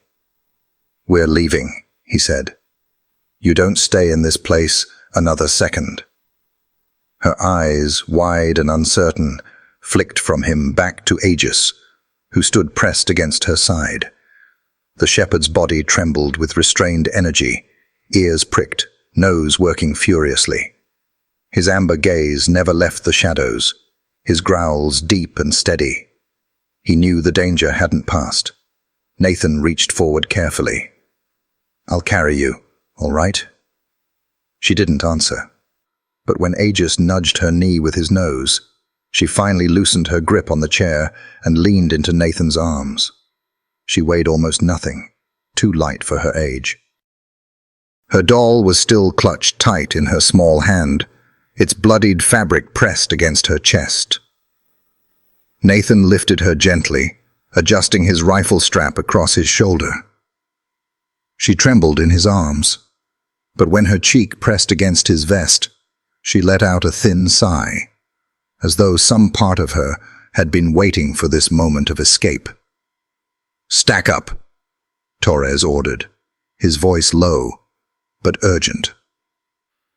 The team reformed instantly, rifles angled toward the dark corridor beyond the chamber. Their boots shifted across the damp floor, every sound amplified in the silence. Aegis padded forward, leash stretched taut in Nathan's grip, his growls resonating through the narrow space. The hallway ahead seemed darker than when they had entered. The storm rattled the roof, thunder rolling directly overhead, shaking the boards like a drum. Water leaked through cracks, dripping onto their helmets and vests. Every flicker of light from their flashlights seemed swallowed by the walls. Aegis froze suddenly, ears pinned forward, nose lifted. A snarl rumbled from his chest, sharp and guttural. He lunged toward the far end of the corridor, pulling Nathan with him. "Contact?" Morales whispered, his rifle snapping up. But there was nothing. Only shadows, only the sound of the storm.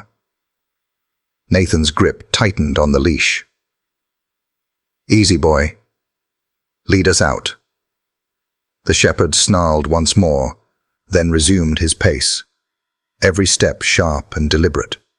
His head turned constantly, scanning corners, growls simmering under his breath. The girl stirred in Nathan's arms, her eyes fluttering open briefly. She didn't look at the men, or the darkness. She looked at the dog. Her cracked lips moved, barely a whisper. "Don't leave him." Nathan's chest tightened. "Never," he promised. "He's with us. He's with you." The house groaned above them as thunder struck again. A section of plaster fell from the ceiling, shattering on the floor with a crash. Keller flinched violently, his rifle jerking up. Torres hissed at him. "Steady!" They pressed forward, every nerve stretched taut. The girl whimpered softly when the roof creaked again, and Nathan instinctively tightened his arms around her. He could feel every bone through her thin frame. Finally, ahead, a faint glow seeped through the warped wood of the front door. Not much, just the suggestion of moonlight refracted by storm clouds, but enough to signal the world outside. "Almost there," Nathan murmured. "Just a little further." Aegis barked sharply, charging ahead, body slamming against the door. It rattled, but didn't open. Nathan handed the girl briefly to Torres, then pressed his shoulder into the wood. With a grunt, he shoved until the swollen frame groaned and gave way, and then the storm rushed in. Rain lashed across his face, cold and violent, soaking the girl instantly. She gasped, her eyes widening at the feel of it. For a heartbeat, fear flickered across her expression. Another shock, another unknown. But then her eyelids lowered, and she turned her face into the downpour. She closed her eyes and breathed, as if the rain itself were washing the darkness from her skin. Aegis bounded into the open alley, barking fiercely into the storm, his body coiled with protection. His fur gleamed under the flashes of lightning, every muscle taut, his eyes sweeping the shadows. He didn't relax, not even now, not until Nathan stepped outside with the child still cradled in his arms. The girl tilted her face upward, lips parting as raindrops slipped over her cheeks. For the first time, Nathan saw something new in her expression. Not terror, not despair. Relief. Fragile, trembling, but real. She clutched her doll tighter, pressing its damp fabric to her chest. And then, without a word, she leaned sideways against Aegis, who pressed his flank firmly against her legs. She buried her face in his wet fur, and for a fleeting moment the chaos of the storm could not touch her. Behind them, the team spilled out of the house, rifles scanning the empty alley, eyes sharp for threats. But the only sound was the rain, the only enemy the thunder rolling endlessly overhead. Nathan adjusted his grip, whispering to her as she trembled against him. "You're free now. Just a little further, and you're safe." And though she didn't answer, her fingers loosened slightly around the doll, allowing one small hand to remain tangled in Aegis's fur, as if the dog alone anchored her to this new reality. The storm howled. The city waited, and together they stepped out of the House of Shadows and into the night. The alley erupted in light as they emerged, the harsh glare of headlights cutting through sheets of rain. Sirens wailed faintly in the distance, a delayed echo of the call Nathan's team had put in moments after breaching the house. The storm turned every surface slick and gleaming, water rushing down gutters like veins, spilling into the city's heart. The girl was silent in Nathan's arms, her head pressed against his chest, doll crushed between them. Her frail body shivered violently, each tremor a reminder of how close she had been to disappearing into darkness forever. Then came the rush of footsteps, boots pounding against puddles as paramedics surged into the alley. Their voices were sharp, clipped, urgent. "Here," one shouted, waving toward the open ambulance parked crooked at the alley's mouth.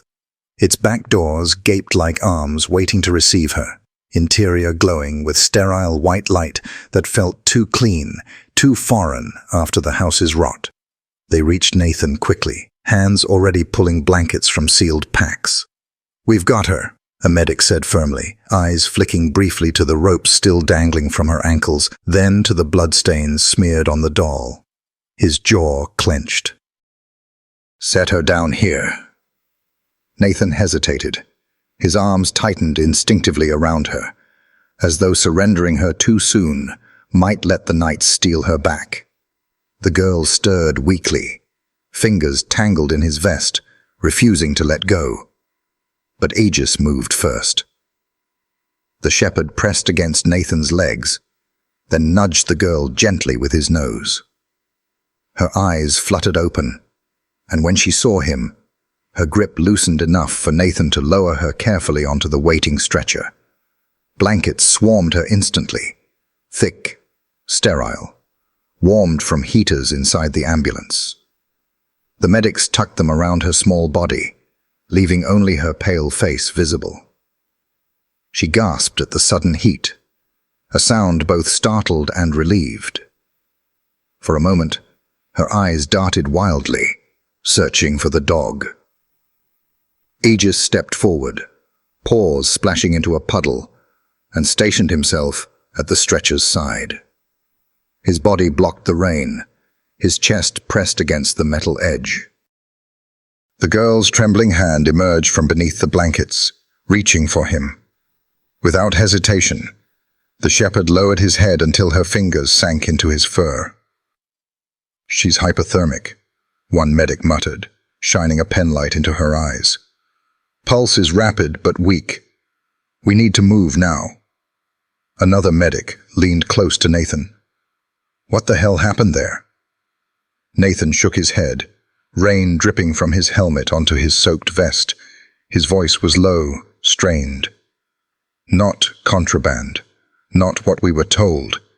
She was bound, hidden behind a steel door." He stopped, jaw tightening. "There may be more." The medic's face hardened, but he didn't press. He turned back to the girl, adjusting the IV bag already hooked into her arm. Nathan stepped back slightly, letting them work, but his eyes never left her.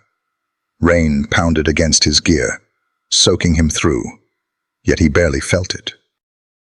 Every drop seemed muted, every sound drowned beneath the single sight of a child wrapped in blankets, her hand still gripping his dog like an anchor. Aegis stood guard with an intensity Nathan had never seen before. His ears swiveled constantly, catching every sound in the storm. His eyes scanned shadows, his body braced as though daring anything, anyone, to try and take her again. When the medics lifted the stretcher, carrying her toward the ambulance, Aegis moved with them. He pressed against its side with every step, head lowered near hers, tail stiff. He barked once at a passing shadow, low and sharp, and the girl's eyes flicked open at the sound. Her lips moved faintly, whispering something Nathan couldn't catch, but her grip on his fur tightened. The medics slid the stretcher into the ambulance, securing it against the rails. One of them tried to usher Aegis back, but the shepherd snarled, a warning that froze the man in place. Nathan stepped forward quickly. "He stays," he said firmly. His hand rested on Aegis's back, steady but unyielding. "She trusts him more than anyone right now. He doesn't leave her side." The medic hesitated, then nodded once. Fine, but make it fast. We need to get moving. Aegis leapt gracefully into the ambulance, landing beside the stretcher. The girl's lips curved faintly at the sight, a fragile smile that broke Nathan's chest wide open. She nestled her doll against her chin and let her free hand rest on Aegis's head. The dog lowered himself to the floor, chest pressed against the metal rails, his eyes fixed on her as if swearing silently, "I will not leave you." Nathan remained outside for a moment, standing in the downpour. Rain cascaded over his helmet, his vest dripping from his gloves. He dragged one hand over his face, but it did nothing to hide the ache burning in his chest. Torres approached, his own gear soaked, his expression grim. "This wasn't what we signed up for." "No," Nathan said quietly, eyes locked on the girl inside the ambulance. "It's worse. And it's only the start." Lightning split the sky above them, thunder shaking the alley walls. The storm howled, but for once, Nathan felt steady. He touched the back of Aegis's neck briefly, feeling the steady rise and fall of his breathing. And in that moment, as the ambulance doors slammed shut and the siren began to wail, Nathan realized something. This night had shifted from an operation to a reckoning. The blood on that doll, the welts on her wrists, the haunted look in her eyes, none of it was random. Someone had done this. Someone had chosen it. And now, justice would have to find them. Rain streamed down his face as the ambulance pulled into the storm, carrying the girl and the dog away. Nathan stood in the alley, drenched, silent, the weight of her whispered words still echoing in his ears. Mine. The precinct always smelled of burnt coffee and old paperwork, a scent ground into uniforms no detergent could wash away. But that night, after the raid, Nathan swore something else lingered in the air. Copper, damp fabric, the faint memory of blood. He sat hunched at his desk, fluorescent light buzzing overhead, pen scratching across an incident report. The words blurred together. Suspected contraband, breach and clear, subject recovered alive. Official language, clean and sterile, as if ink could erase the image of an 8-year-old girl clutching a doll soaked red. His pen trembled. "That is mine." Her whisper replayed in his head until his jaw clenched. He set the pen down, dragging both hands over his face. Across the room, the others filed their own reports, voices drifting in low, weary conversation. "Hell of a raid," Morales muttered, boots propped on his desk. "Never seen a stash house rigged like that." "Probably just squatters," another said. "Kids wander in, leave junk behind. Doll could have been there for years." Nathan's head snapped up. "It wasn't junk." His voice sliced through the room. Officers shifted uncomfortably. Keller, still pale, spoke carefully. "Sir, the blood. I saw it too. Fresh." Torres cut in, voice clipped. "Doesn't matter. We got the girl. That's the part that counts. The rest goes up the chain like everything else." Nathan stared, disbelief tightening his face. "Go through the chain. You think this ends with one kid tied to a chair?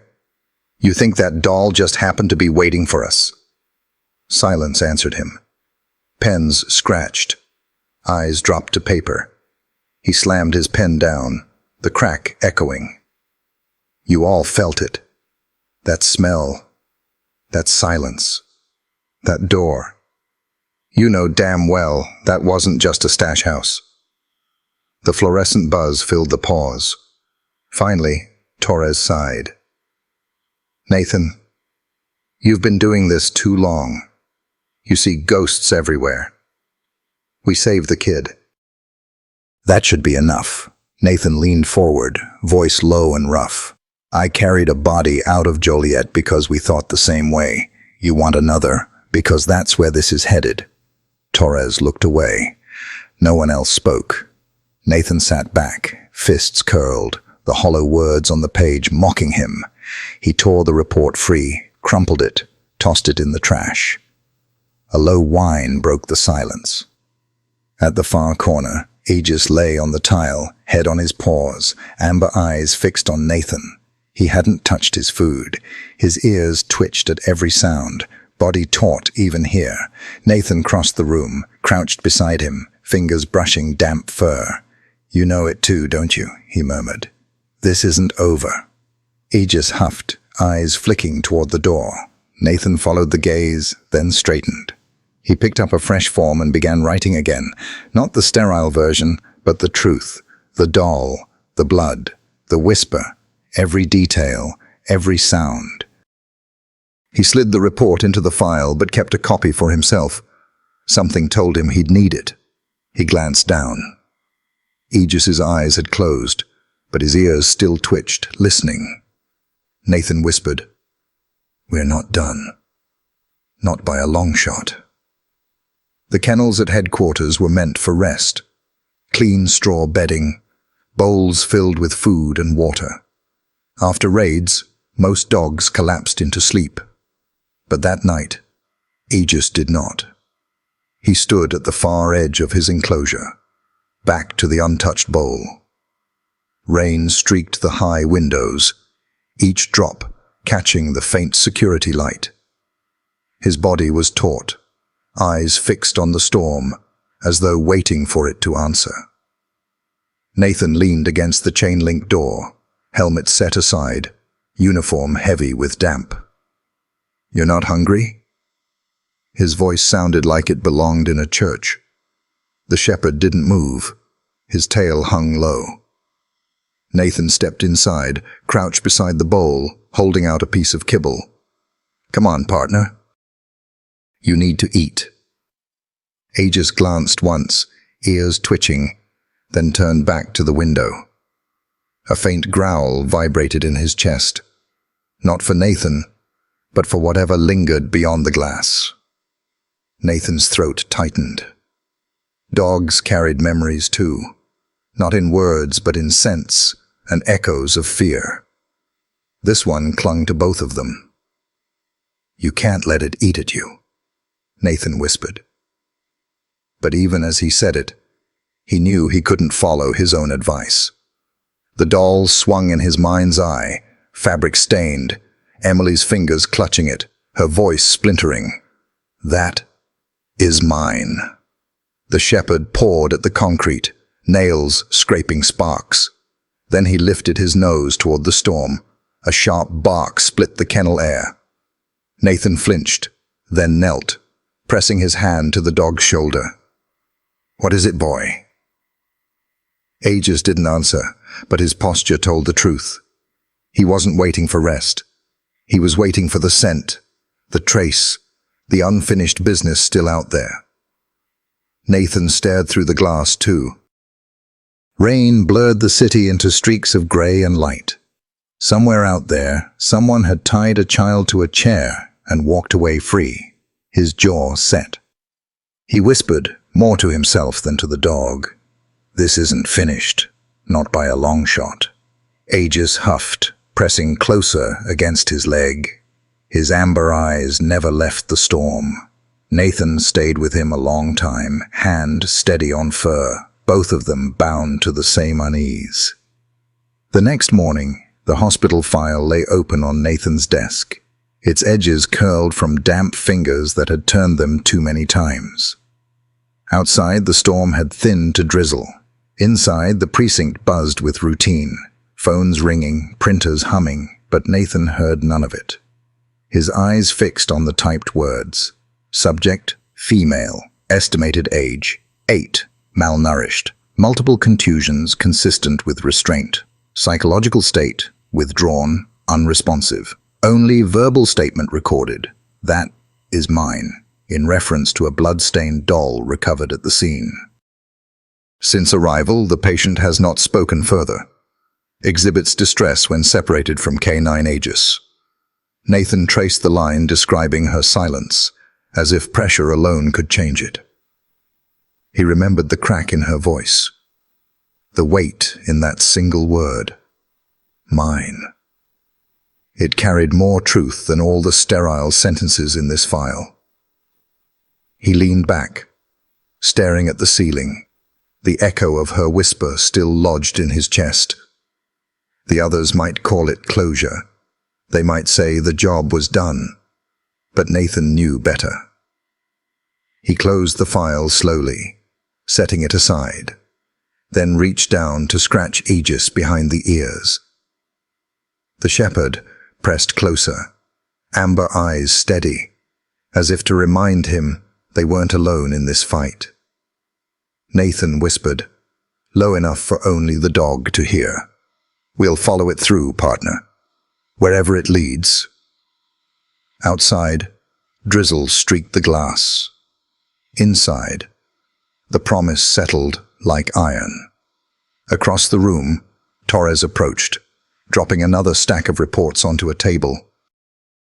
"She won't talk," he said flatly, as if repeating what Nathan had already read. "Doctors think it's a shock, trauma response. Might not change for weeks." Nathan didn't look up. "And in the meantime," Torres shrugged, "CPS will take over. She'll get a foster placement once she's stable. Not our problem anymore." Not our problem. The words stung sharper than Nathan expected. He pressed his palms against the desk, leaning forward. That house wasn't just a one-off, Torres. She didn't end up there by accident. And if she doesn't talk, we'll never know who else is still out there. Torres exhaled sharply, tired. "You're chasing shadows again. We did the job. We pulled her out alive. That's the victory." Nathan finally looked up, his eyes hard. "Victory?" He shoved the file closed with more force than necessary. "She's 8 years old. She was tied to a chair in a locked room, holding a doll soaked in her own blood. You really think the people who did that are just going to disappear because we rescued one child?" Torres flinched, but masked it with irritation. "You can't save them all, Cole." "I can damn well try," Nathan shot back. The silence that followed was brittle, full of things neither man wanted to say aloud. Torres eventually shook his head and walked away, leaving Nathan alone with the file. He sat there for a long moment, staring at the closed folder, his pulse steady but burning. He thought of Joliet, of the girl he hadn't saved, of how her absence still gnawed at him years later. He thought of the way Aegis had pressed himself against this child, as if swearing that she wouldn't be another ghost. Nathan rose abruptly, grabbing his jacket. In the kennel downstairs, Aegis lifted his head the moment Nathan entered. His ears pricked, his amber eyes sharp and questioning. Nathan clipped the leash onto his collar with a quiet snap. "Come on, partner," he murmured. "We're going to see her." The shepherd's body surged forward immediately. No hesitation. As they stepped into the drizzle outside, Nathan felt the weight of the case settle deeper into his bones. The others could call it closed, could file it away in neat boxes of ink and paper. But he couldn't. Not while a little girl clung to silence. Her only voice was the doll in her arms. Not while the truth still hid in the shadows. Hospitals always smelled the same, sterile and sharp, as if bleach could wash away pain. Nathan hated them. The fluorescent lights buzzed too loud, the floors gleamed too bright, and machines hummed constantly, reminding everyone how fragile life was. He pushed through the sliding doors, with Aegis at his side. The shepherd's nails clicked on the linoleum, drawing glances, but the K9 vest silenced questions. Nathan nodded to the receptionist, who pointed them toward pediatrics. The corridor was quiet, except for the faint rhythm of a heart monitor. Nathan's boots echoed as he walked, each step heavier with the memory of a blood-stained doll and a child's whisper. Room 214. He paused at the door, hand on the frame. Through the window he saw her, the girl.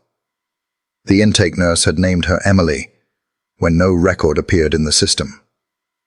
8 years old, frail as porcelain.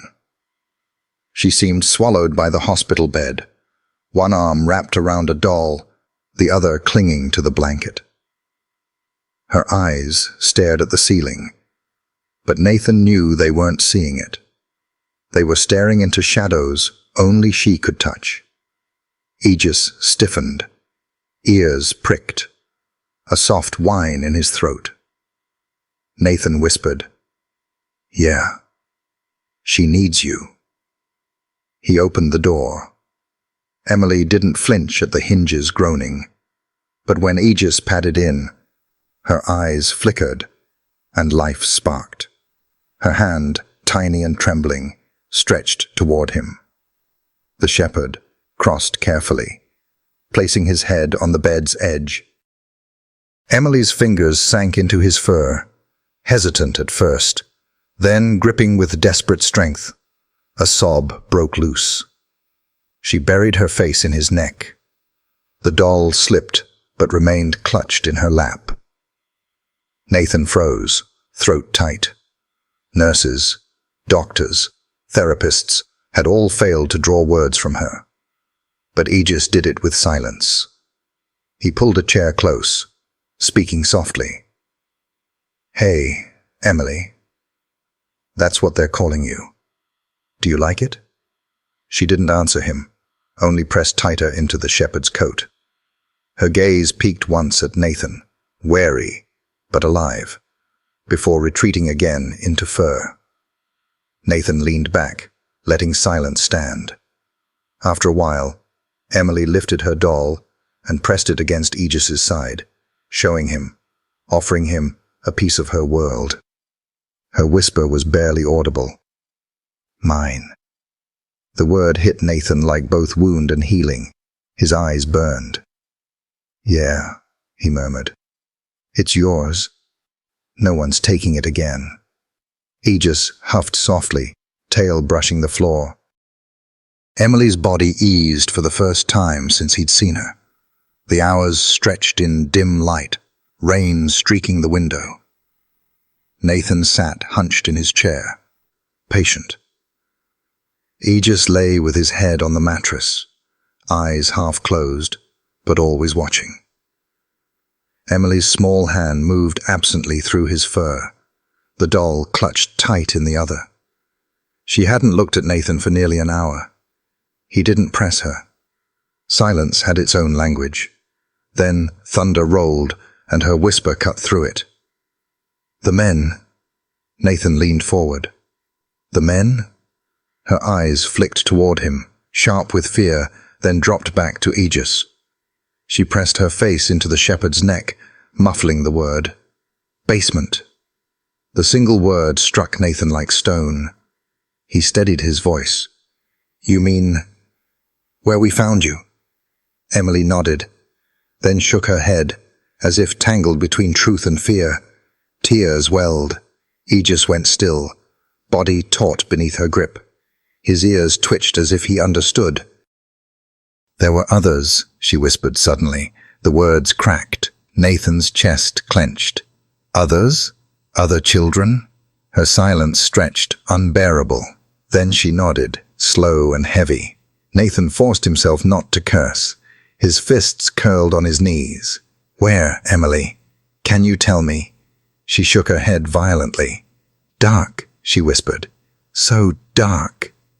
The shepherd pressed closer against the bed, anchoring her. Emily dug her fingers deeper into his coat. "Crying," she whispered. "All the time. They said, 'Hush.'" Her tears spilled. Nathan's vision blurred. He wiped it away quickly, voice steady. "You heard crying? Other kids?" She nodded, trembling. Her next words were muffled into Aegis's fur. "They took some away," said. No more noise. The weight of it nearly crushed him. He glanced at the monitor. Her heart raced, her breaths shallow. He slowed his own breathing, hoping she'd follow. "It's okay," he whispered. "You don't have to tell me everything now." "You did so well." But Emily clutched harder, fragments breaking free. Voices, masks, boots on stairs, chains. Nathan closed his eyes. The pieces formed a picture too grim to deny. This wasn't one crime. It was a network. Emily's voice cracked. "Don't let them take me back. Please, don't let them." Aegis whined, nudging her cheek, eyes locked on hers with fierce steadiness. Nathan echoed the vow in his chest. "They won't," he swore. "Not while I'm here, not while Aegis is here." At his name, the shepherd huffed softly, pressing his muzzle closer into her lap. Emily's lip trembled. For the first time, she released the doll completely, her hand clutching Aegis's ear instead. A sob escaped as she buried her face against him, tears soaking his fur. Nathan's eyes burned again. He pressed his palm against the blanket near her hand. "See? He's not going anywhere. Neither am I." Her whisper came muffled. "They said they'd come back." Nathan forced steel into his tone. "They won't. I won't let them." She nodded faintly. Her fingers tangled tight in the shepherd's fur. His tail brushed the floor once, sealing the promise. The storm rattled the windows, thunder shaking the glass. But inside, calm began to settle. Emily's breathing slowed. Her grip on the doll loosened. Her hand stayed buried in Aegis's fur. She curled into him, anchored to his warmth. Nathan leaned back, exhaustion tugging at him. But Emily's next whisper jolted him upright. "Brother?" The single word froze him. He leaned forward. "Brother?" Emily didn't respond. She had retreated, face hidden in the shepherd's coat, body trembling. Nathan's pulse pounded. He repeated softly, "Brother?" But silence returned. Aegis remained pressed to her side, unmoving, amber eyes lifting to meet Nathan's. And in that gaze, Nathan saw his own realization. This wasn't finished. Somewhere out there, more children, and maybe Emily's brother, were still in the dark. Emily's breaths evened out, drifting toward sleep with her face in Aegis's fur. Nathan brushed a hand across the shepherd's back. The dog blinked slowly, gaze unwavering, as if echoing the vow Nathan whispered into the storm. "You're safe now, I swear it." And as rain drummed relentlessly against the glass, Emily slept at last in fragile peace, while two guardians kept watch, one sworn by badge, the other by loyalty that would never break. The briefing room was a cage of fluorescent light and stale air. Maps hung limp on corkboards, dotted with pins marking drug busts, gang turf, weapons seizures, neat patterns that looked like lies tonight. Nathan sat over a stack of files, coffee rings and creased spines staining their covers. He'd read them a dozen times, but each page pulled him deeper into a pattern no one else wanted to see.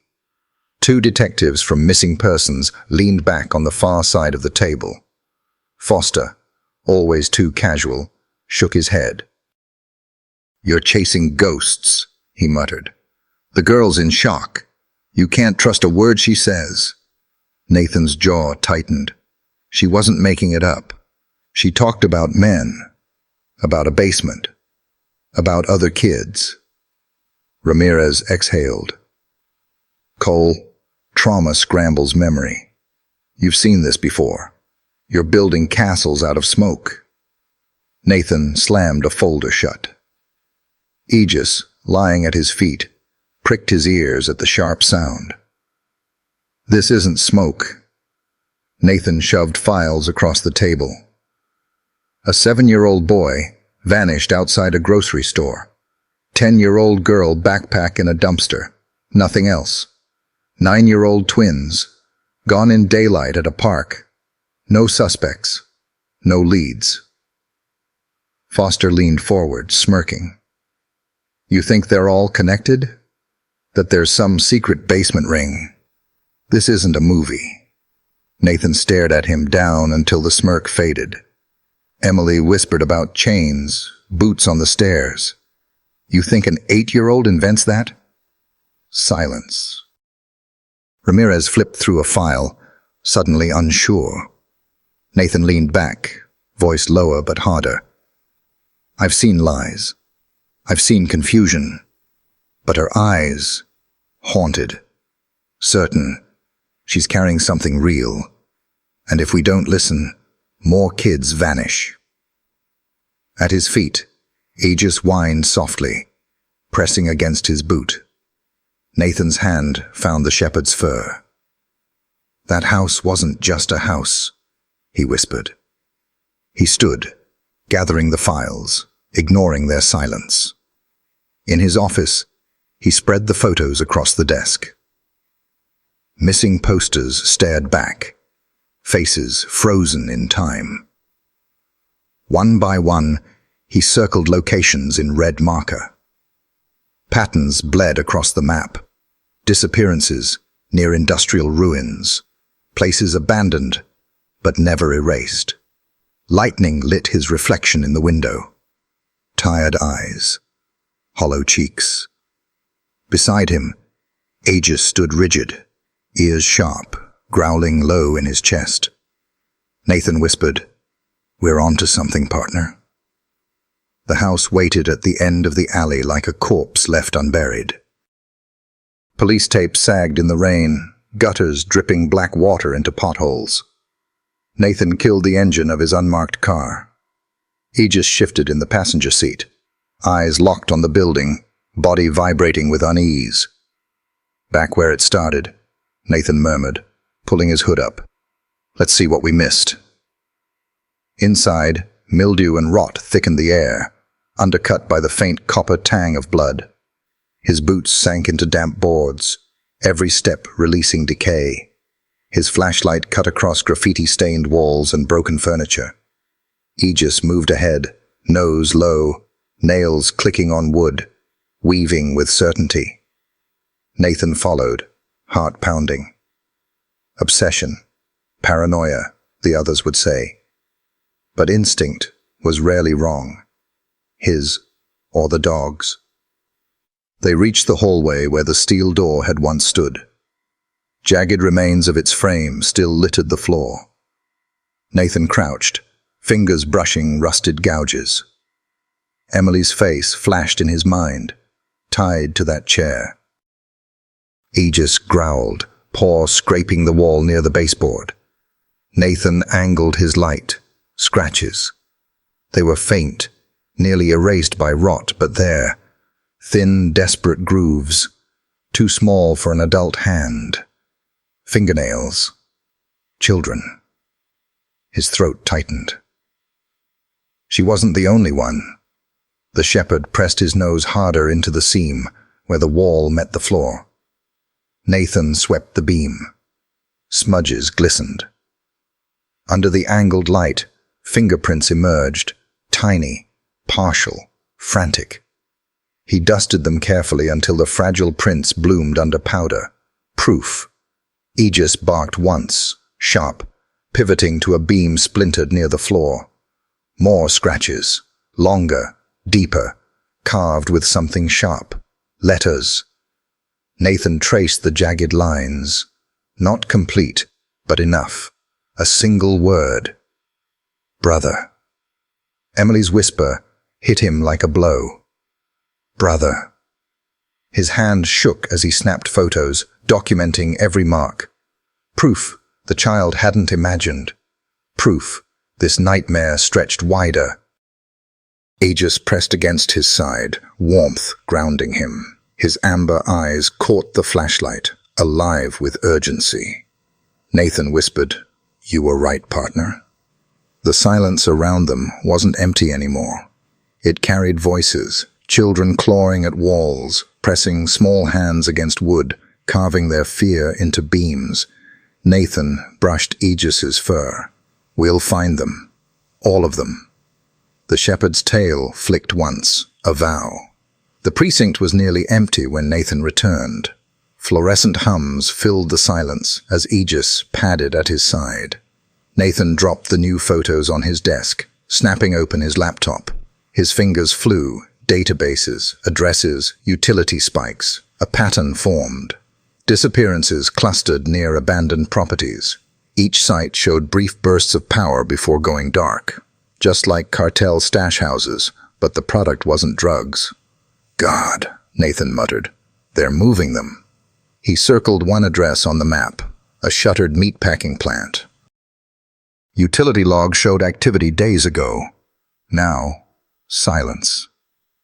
His chest tightened. He grabbed his jacket and the file, but footsteps stopped him. Torres stood in the doorway, eyes uneasy. Behind him, Captain Mills, silver hair, unreadable face, stepped in. "Cole?" Mills said evenly. "We need to talk." Nathan stiffened. "Sir." Torres shut the door. Mills's eyes flicked to the red circles spread across the map. "You've been busy." His voice was calm, controlled. Too controlled. "These aren't coincidences," Nathan said. "Fingerprints, carvings, utility logs. Emily wasn't imagining. There's a network operating in this city and—" "Stop." Mills's tone sharpened. "You're out of line. With respect, sir, you could blow an operation that isn't yours to run." Mills snapped, mask slipping. "You're a canine handler. You raid doors, write reports, not chase conspiracies." Nathan's fists clenched. "So we sit back while kids disappear?" Mills stepped close, voice dropping. "This is bigger than you. If you push it, you'll get suspended, or worse." Torres shifted, uneasy. "Nathan, maybe ease off. Let the higher-ups handle it." Nathan barked a bitter laugh. "The same higher-ups who told us that house was just a stash site. Emily would still be tied to that chair if we listened." Silence burned. Aegis lifted his head, growling low. Mills's eyes flicked to the shepherd. "This is your last warning.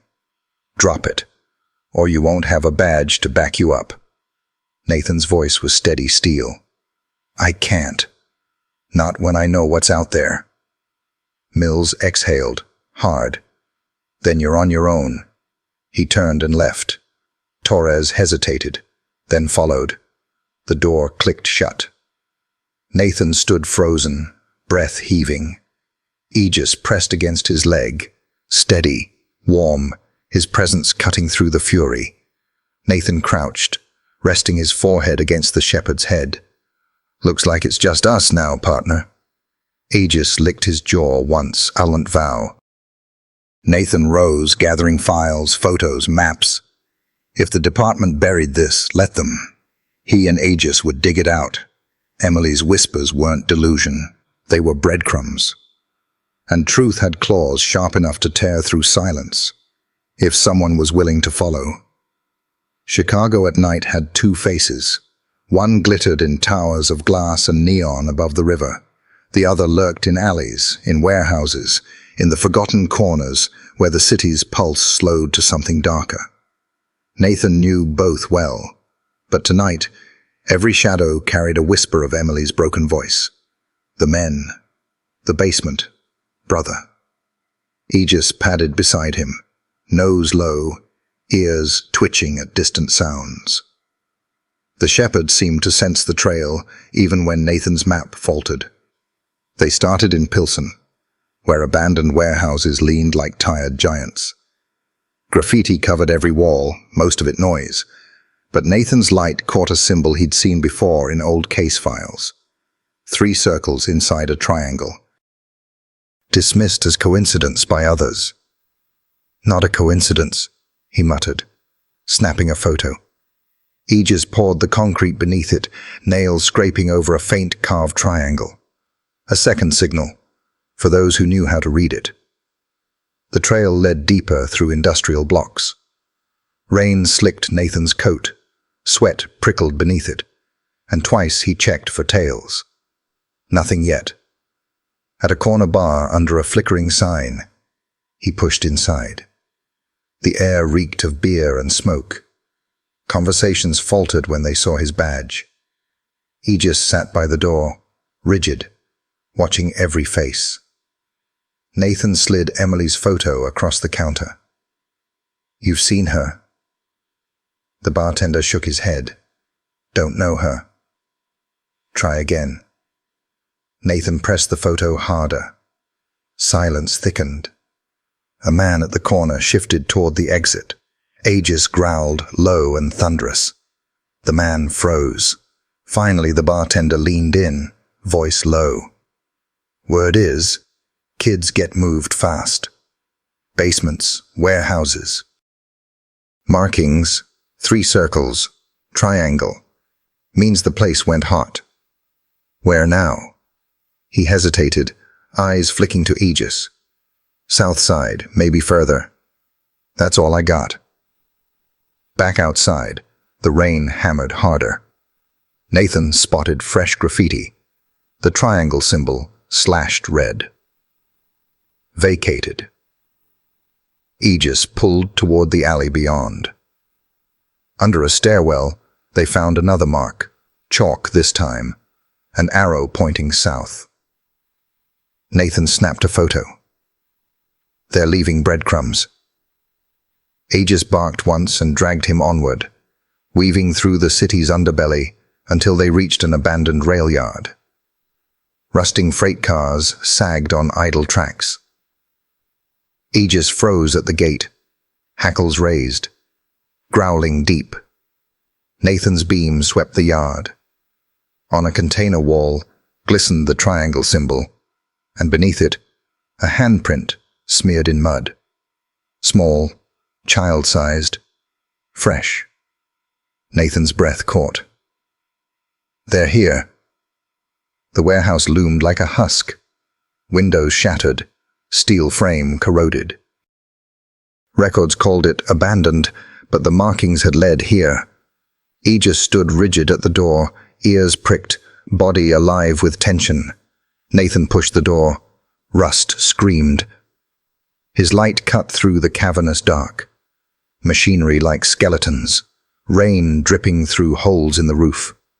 The air reeked of mildew, and something human. Sweat, urine, fear. "Stay sharp," he whispered. Aegis led him through rows of crates, then stopped, clawing furiously at the floor. Nathan dropped to his knees. In the beam, a faint square seam in the concrete, a trapdoor.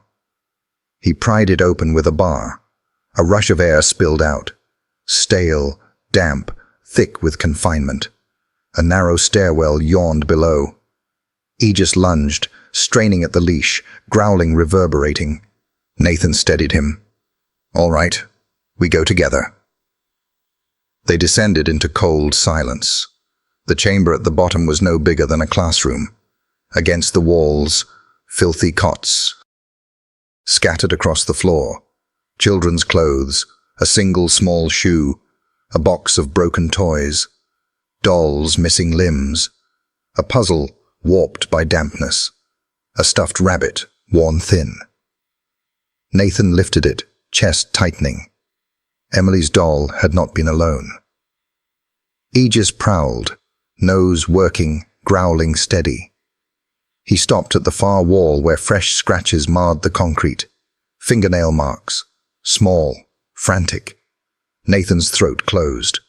On one mattress, a dark stain spread across the fabric. Dried, but unmistakable. Blood. Aegis barked sharply, clawing at a corner. Nathan's light caught letters scratched into concrete. Uneven. Desperate. One word. Help. Nathan's vision blurred. He forced his jaw tight, snapping photo after photo. The cots, the toys, the scratches, the carved plea. Proof. Aegis pressed against him, growling into the silence. Nathan buried his hand in the dog's fur. You found it, partner. Together they climbed back into the storm. The truth was no longer whispers.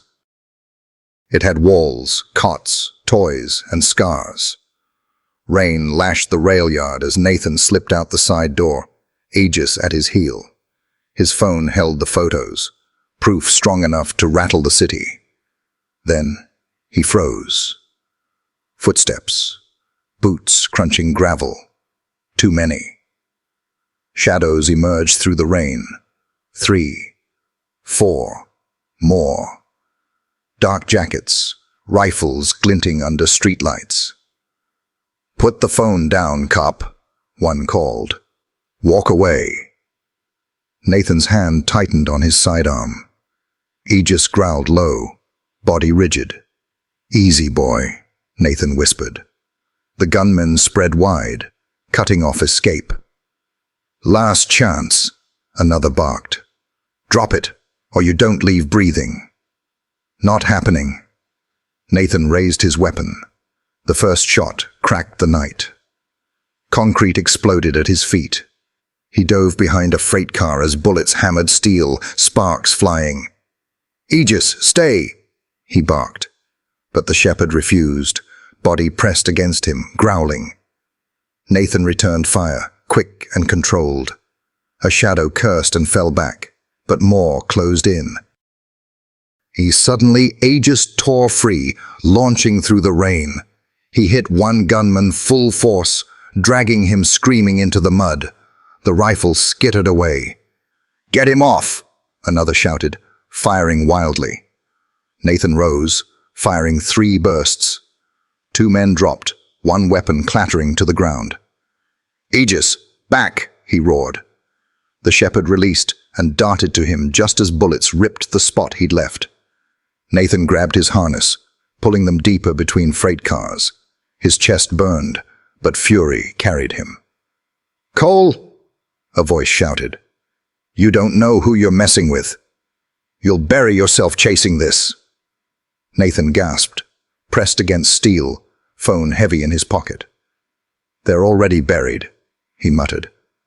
I'm just digging them up. Silence. Then movement to the left. Flanking. No time. Go. Nathan yanked Aegis's harness. They sprinted toward the fence. Bullets shredded metal, sparks chasing them. Aegis leapt the fence in one bound. Nathan hauled himself up, teeth gritted as rounds ripped the links around him. He hit the ground hard, rolling into mud. Aegis stood over him, bristling, eyes locked back on the men. The gunmen didn't follow. They stood at the fence, weapons lowered slowly. Their message was clear. You walked away tonight. Next time, you won't. Nathan staggered to his feet, hand pressing the phone safe in his pocket. The proof was still his. He looked at Aegis, soaked but unbroken, amber eyes burning. We've got what we need, partner. Aegis huffed, pressed his head against Nathan's shoulder, then turned forward. Together, they disappeared into the storm, carrying evidence too heavy to ignore. And for the first time, Nathan knew the network wasn't just rumor. It was organized, armed, ready to kill. But he and Aegis had survived, and survival meant they could still fight. The conference room smelled of burnt coffee and damp coats. Rain streaked the windows, thunder rolling faintly beyond the glass, as though the storm had followed Nathan from the warehouse. Files lay across the long table, photographs pinned to corkboards, maps scrawled with red circles. The faces of missing children stared up from paper. Smiles frozen, eyes too bright for the fate that had swallowed them. Nathan stood at the head, jaw tight, every nerve lit with urgency. Aegis sat at his heel, amber eyes fixed on the room. "You've read the reports," Nathan said, voice steady. "What you haven't seen is the proof I brought back last night." He tapped photos, the trapdoor, the cots, the toys, the word "help" carved into concrete. Gasps rippled. Skepticism cracked. "This isn't a theory. This is a network. Organized, hidden in plain sight. And it's not moving drugs, it's moving children." Foster leaned back, scoffing. "You expect us to believe you found all this alone?" "I didn't," Nathan shot back. "Aegis did." And Emily confirmed it. At her name, silence spread. Nathan slid mugshots across the table, pushing one forward, a scarred man with sunken eyes. She pointed to him, said he was in the basement. Torres leaned in. "That's not a coincidence." Mills, at the far end, rubbed his temple. "A traumatized child's ID is shaky." Nathan's fist slammed the table. "Shaky?" "You should have seen her eyes. She knew. And I won't let this department bury her truth." The silence turned heavy. Then Torres spoke.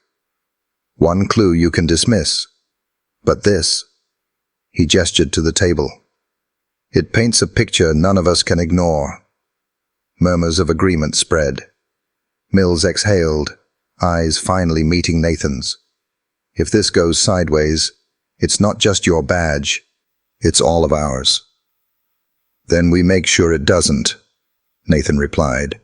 "We go in prepared. We bring them home." For a long moment, Mills said nothing. Then he nodded, grim. "Fine. Off the books. Assemble your team. Plan it tight." No turning back. Nathan glanced down. Aegis's tail brushed once against the floor, a silent vow. The convoy rolled through the outskirts in silence. Headlights dimmed, engines low.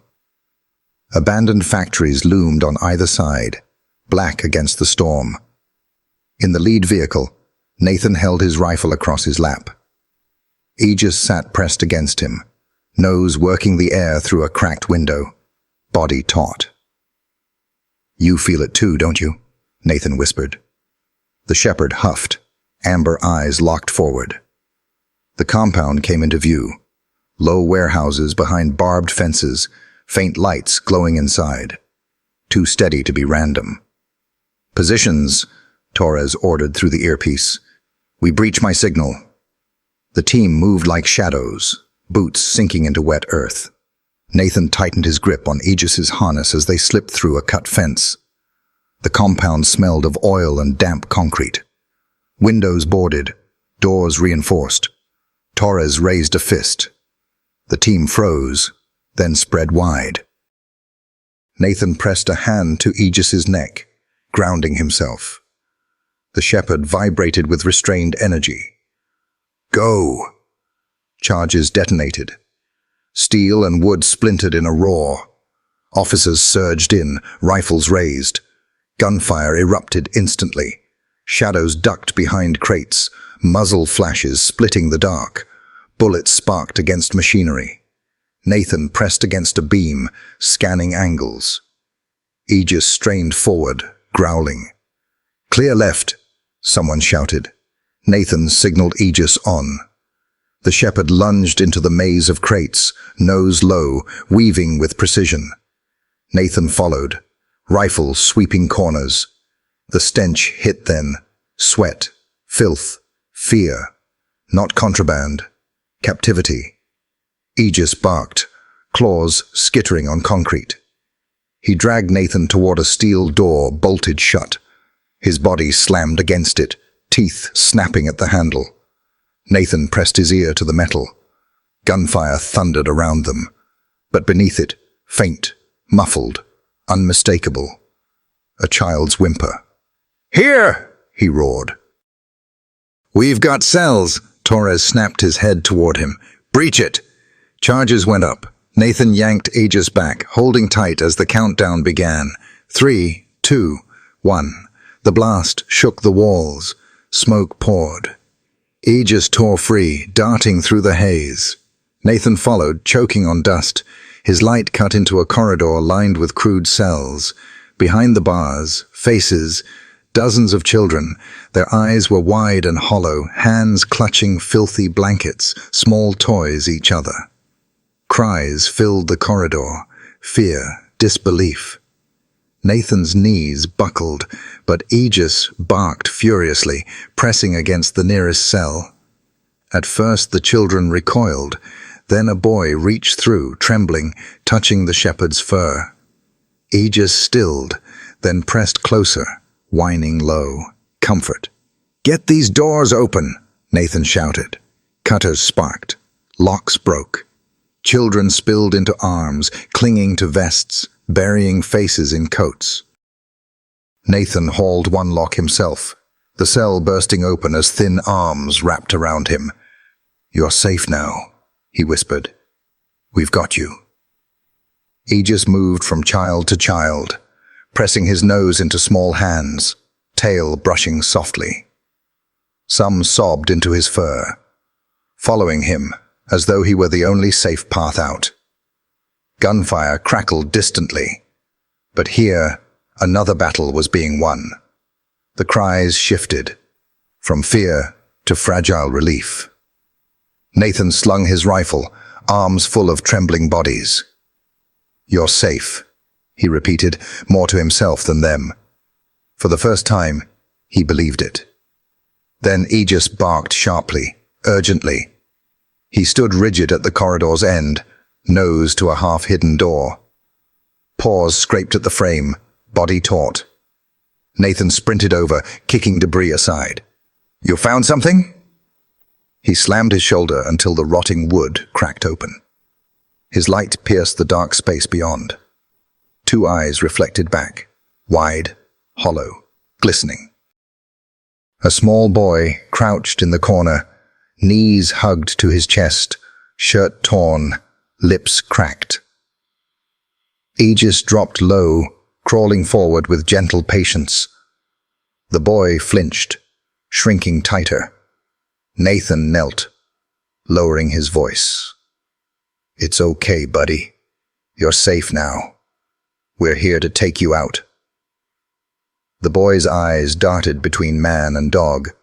Then Aegis inched closer, belly flat, breath warm against the child's knee. A tiny hand lifted, trembling, and pressed into his fur. A sob tore loose. The boy collapsed forward, arms flinging around the shepherd's neck. His cries broke the silence. Nathan's vision blurred. He pulled his radio. "I've got another. Alive. Small boy. Bring him out." Torres's voice crackled. Nathan touched the child's shoulder gently. "What's your name?" Through sobs, broken words. "Ethan." Nathan froze.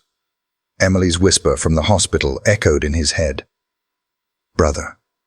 He met Aegis's eyes. The shepherd seemed to understand before he said it. "Emily's brother," Nathan breathed. The boy clung tighter to Aegis. Nathan scooped him carefully into his arms, Ethan's hand locked in the dog's fur. Aegis trotted beside them, pressed close as if afraid the boy might vanish again. Outside, vans waited. Officers guided children inside, wrapping them in blankets, medics rushing to check pulses. Rain drenched them all, but no one cared. They were alive. Nathan carried Ethan to a van. The boy trembled, eyes darting, but his grip never left Aegis's fur. The shepherd climbed in beside him, head pressed to Ethan's side. Nathan brushed wet hair from his forehead. "You're safe now. Do you hear me? Safe." The boy's lips trembled. "Emily." Nathan's throat closed. He gripped Ethan's hand. "We'll bring you to her. I promise." For the first time, the boy's eyes flickered with something beyond fear. A spark of hope. Aegis laid his head in Ethan's lap, amber eyes steady. A vow. As vans filled with rescued children, their cries rose into the storm, not despair, but voices clawing back into the light. Nathan felt the weight of proof settle on his shoulders. This wasn't just a case anymore. This was justice breaking through silence. Dozens freed. One brother was found, and one promise waiting to be kept. The courthouse loomed grey against the drizzle, its stone facade streaked with years of weather and memory. Inside, the air was hushed, taut with the weight of what was about to unfold. Nathan sat in the gallery. His uniform pressed through sleepless nights showed in his eyes. At his feet, Aegis lay still, amber eyes sharp, as if the shepherd understood the gravity of the place. Families of missing children filled the benches, clutching tissues or photographs of faces too young for coffins. At the front, the defendants sat in chains. Hardened men with cold eyes, they looked like tired businessmen more than monsters. But Nathan knew the truth. He had seen the basements. He had smelled the fear. The judge's gavel cracked. This court is now in session. The prosecution began with addresses, fingerprints, photographs. But the air shifted when the children themselves spoke. A boy described the boots on the stairs, the shouts to stay quiet.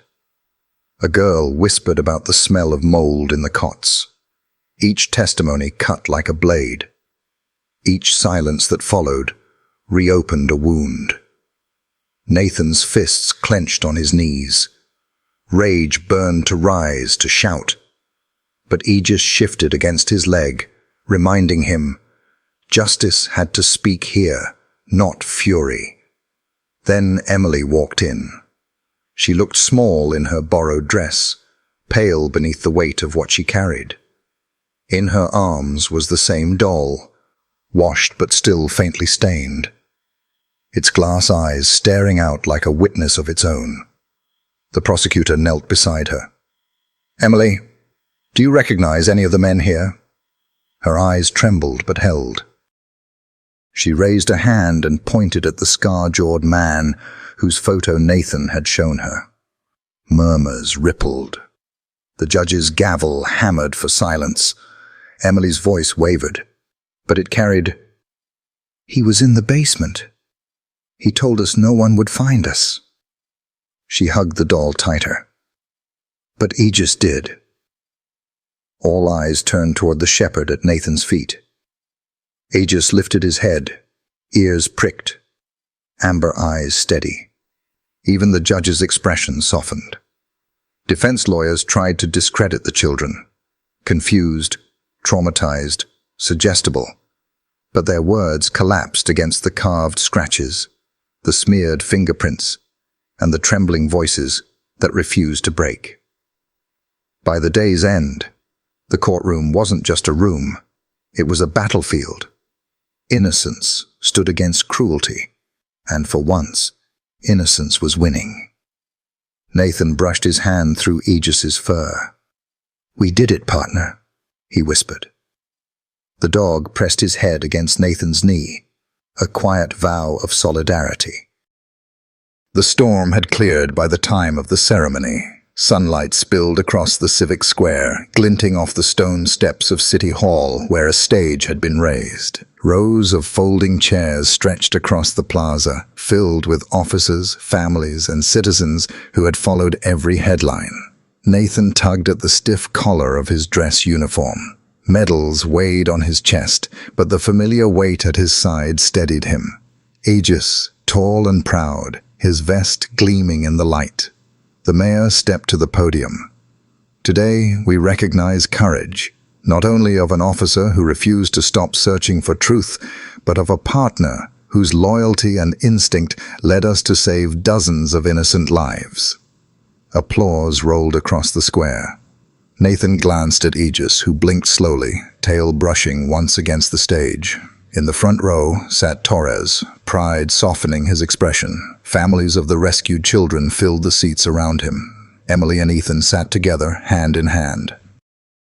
The doll rested in Emily's lap, its fabric scarred but no longer defining her. When she saw Nathan, her lips curved into a shy smile. The mayor spoke of the raid, the rescue, the trial. Then she turned to Nathan and Aegis. On behalf of this city, we honor you. An officer stepped forward with a plaque. Another bent to fit a medal around Aegis's collar. The shepherd didn't flinch. He stood tall, amber eyes fixed on the horizon, as though aware of the gravity of the moment. The crowd erupted. Cheers, whistles, applause echoing off buildings. Nathan bent, pressing his forehead briefly to the dogs. "This is yours, partner," he whispered. He looked back at Emily. She rose from her seat, still holding Ethan's hand. She didn't speak, but mouthed one word: promise. Nathan straightened, lifting Aegis's paw in salute. The square thundered with applause. But for Nathan, the only honor that mattered was watching children who had been hidden in darkness now stand in the light. The foster home was modest, tucked behind a white fence on a quiet street. Tulips bent in the spring breeze as Nathan parked in the drive. He'd traded his uniform for casual clothes. Aegis sat alert in the passenger seat, ears pricked. The gate latch clicked loud in the still air. Aegis leapt down first, paws sinking into damp grass. Emily and Ethan were already outside, hesitant at first. Emily clutched her doll, Ethan her hand. Nathan knelt. "It's me," he said softly. "Nathan." Emily tilted her head, then whispered, almost to herself, "Aegis." The shepherd padded over, lowering himself to sit before her. He brushed his muzzle against her knee. Emily rested a palm on his head. Aegis exhaled, steady, reassuring. Ethan crouched, reaching to stroke his back. The dog's tail wagged once, inviting trust. Soon, both children were at his side, laughter breaking through as Aegis rolled onto his back, paws up, demanding belly rubs. For a moment, the dark basements and whispered terrors faded. Sunlight touched the yard, and children's laughter rose. Nathan leaned against the porch rail, letting the peace sink in. "Do you remember how to swing?" he asked. Emily set her doll gently on the grass, climbed onto the swing. Aegis trotted beside her. Nathan gave a light push, and Emily laughed, a sound like wind chimes. Ethan ran to the seesaw, Aegis bounding after him. Nathan watched, chest tight with something that felt like healing. This was what every raid, every report, every long night had led to. Not medals, not trials, but fragile, ordinary joy. He crouched near them. "You're safe now," he said. "No one can hurt you. Not ever." Emily pressed her cheek into Aegis's fur. Fingers tangled in his coat. The dog rested his head in her lap, eyes soft. Ethan reached to pat his flank. Together, they leaned into the shepherd's steady warmth. Nathan placed a hand on Emily's shoulder. The children didn't need words. They had trust, a guardian who would never falter, and the fragile beginning of a new life. The sun climbed higher. Emily swung higher. Ethan's laughter carried. Aegis ran circles in the grass. Nathan closed his eyes, breathing in tulips, damp soil, the steady rhythm of paws and children's laughter. Justice, he realized, wasn't just in courtrooms or ceremonies. Sometimes it was quiet. Sometimes it had 4 legs. And in this yard, with sunlight, laughter, and loyalty holding the shadows at bay. He knew they had found the truest form of all. Sometimes, the simplest moments carry the deepest truths. A dog's loyalty isn't measured by awards or recognition. It's in the quiet companionship, the gentle nudge of a nose, the way a German shepherd rests its head in your lap and silently promises, "I've got you." These bonds remind us that love can be steadfast, patient, and unconditional, teaching us lessons about trust, empathy, and the courage to keep caring, even in the face of fear. If you've ever wondered how to strengthen that connection with your own dog, there are ways to listen, observe, and understand them that can transform everyday moments into profound shared experiences. Sometimes, it's as simple as learning their cues, joining them in play, or discovering the small rituals that bring comfort and joy to both of you. I've found a resource that gently guides you through these steps, helping you connect more deeply with the dog, who already trusts you completely. It's not about tricks or training. It's about building understanding and love that lasts a lifetime. If you feel like exploring it, it's worth a look, and it might just change the way you and your dog share your days.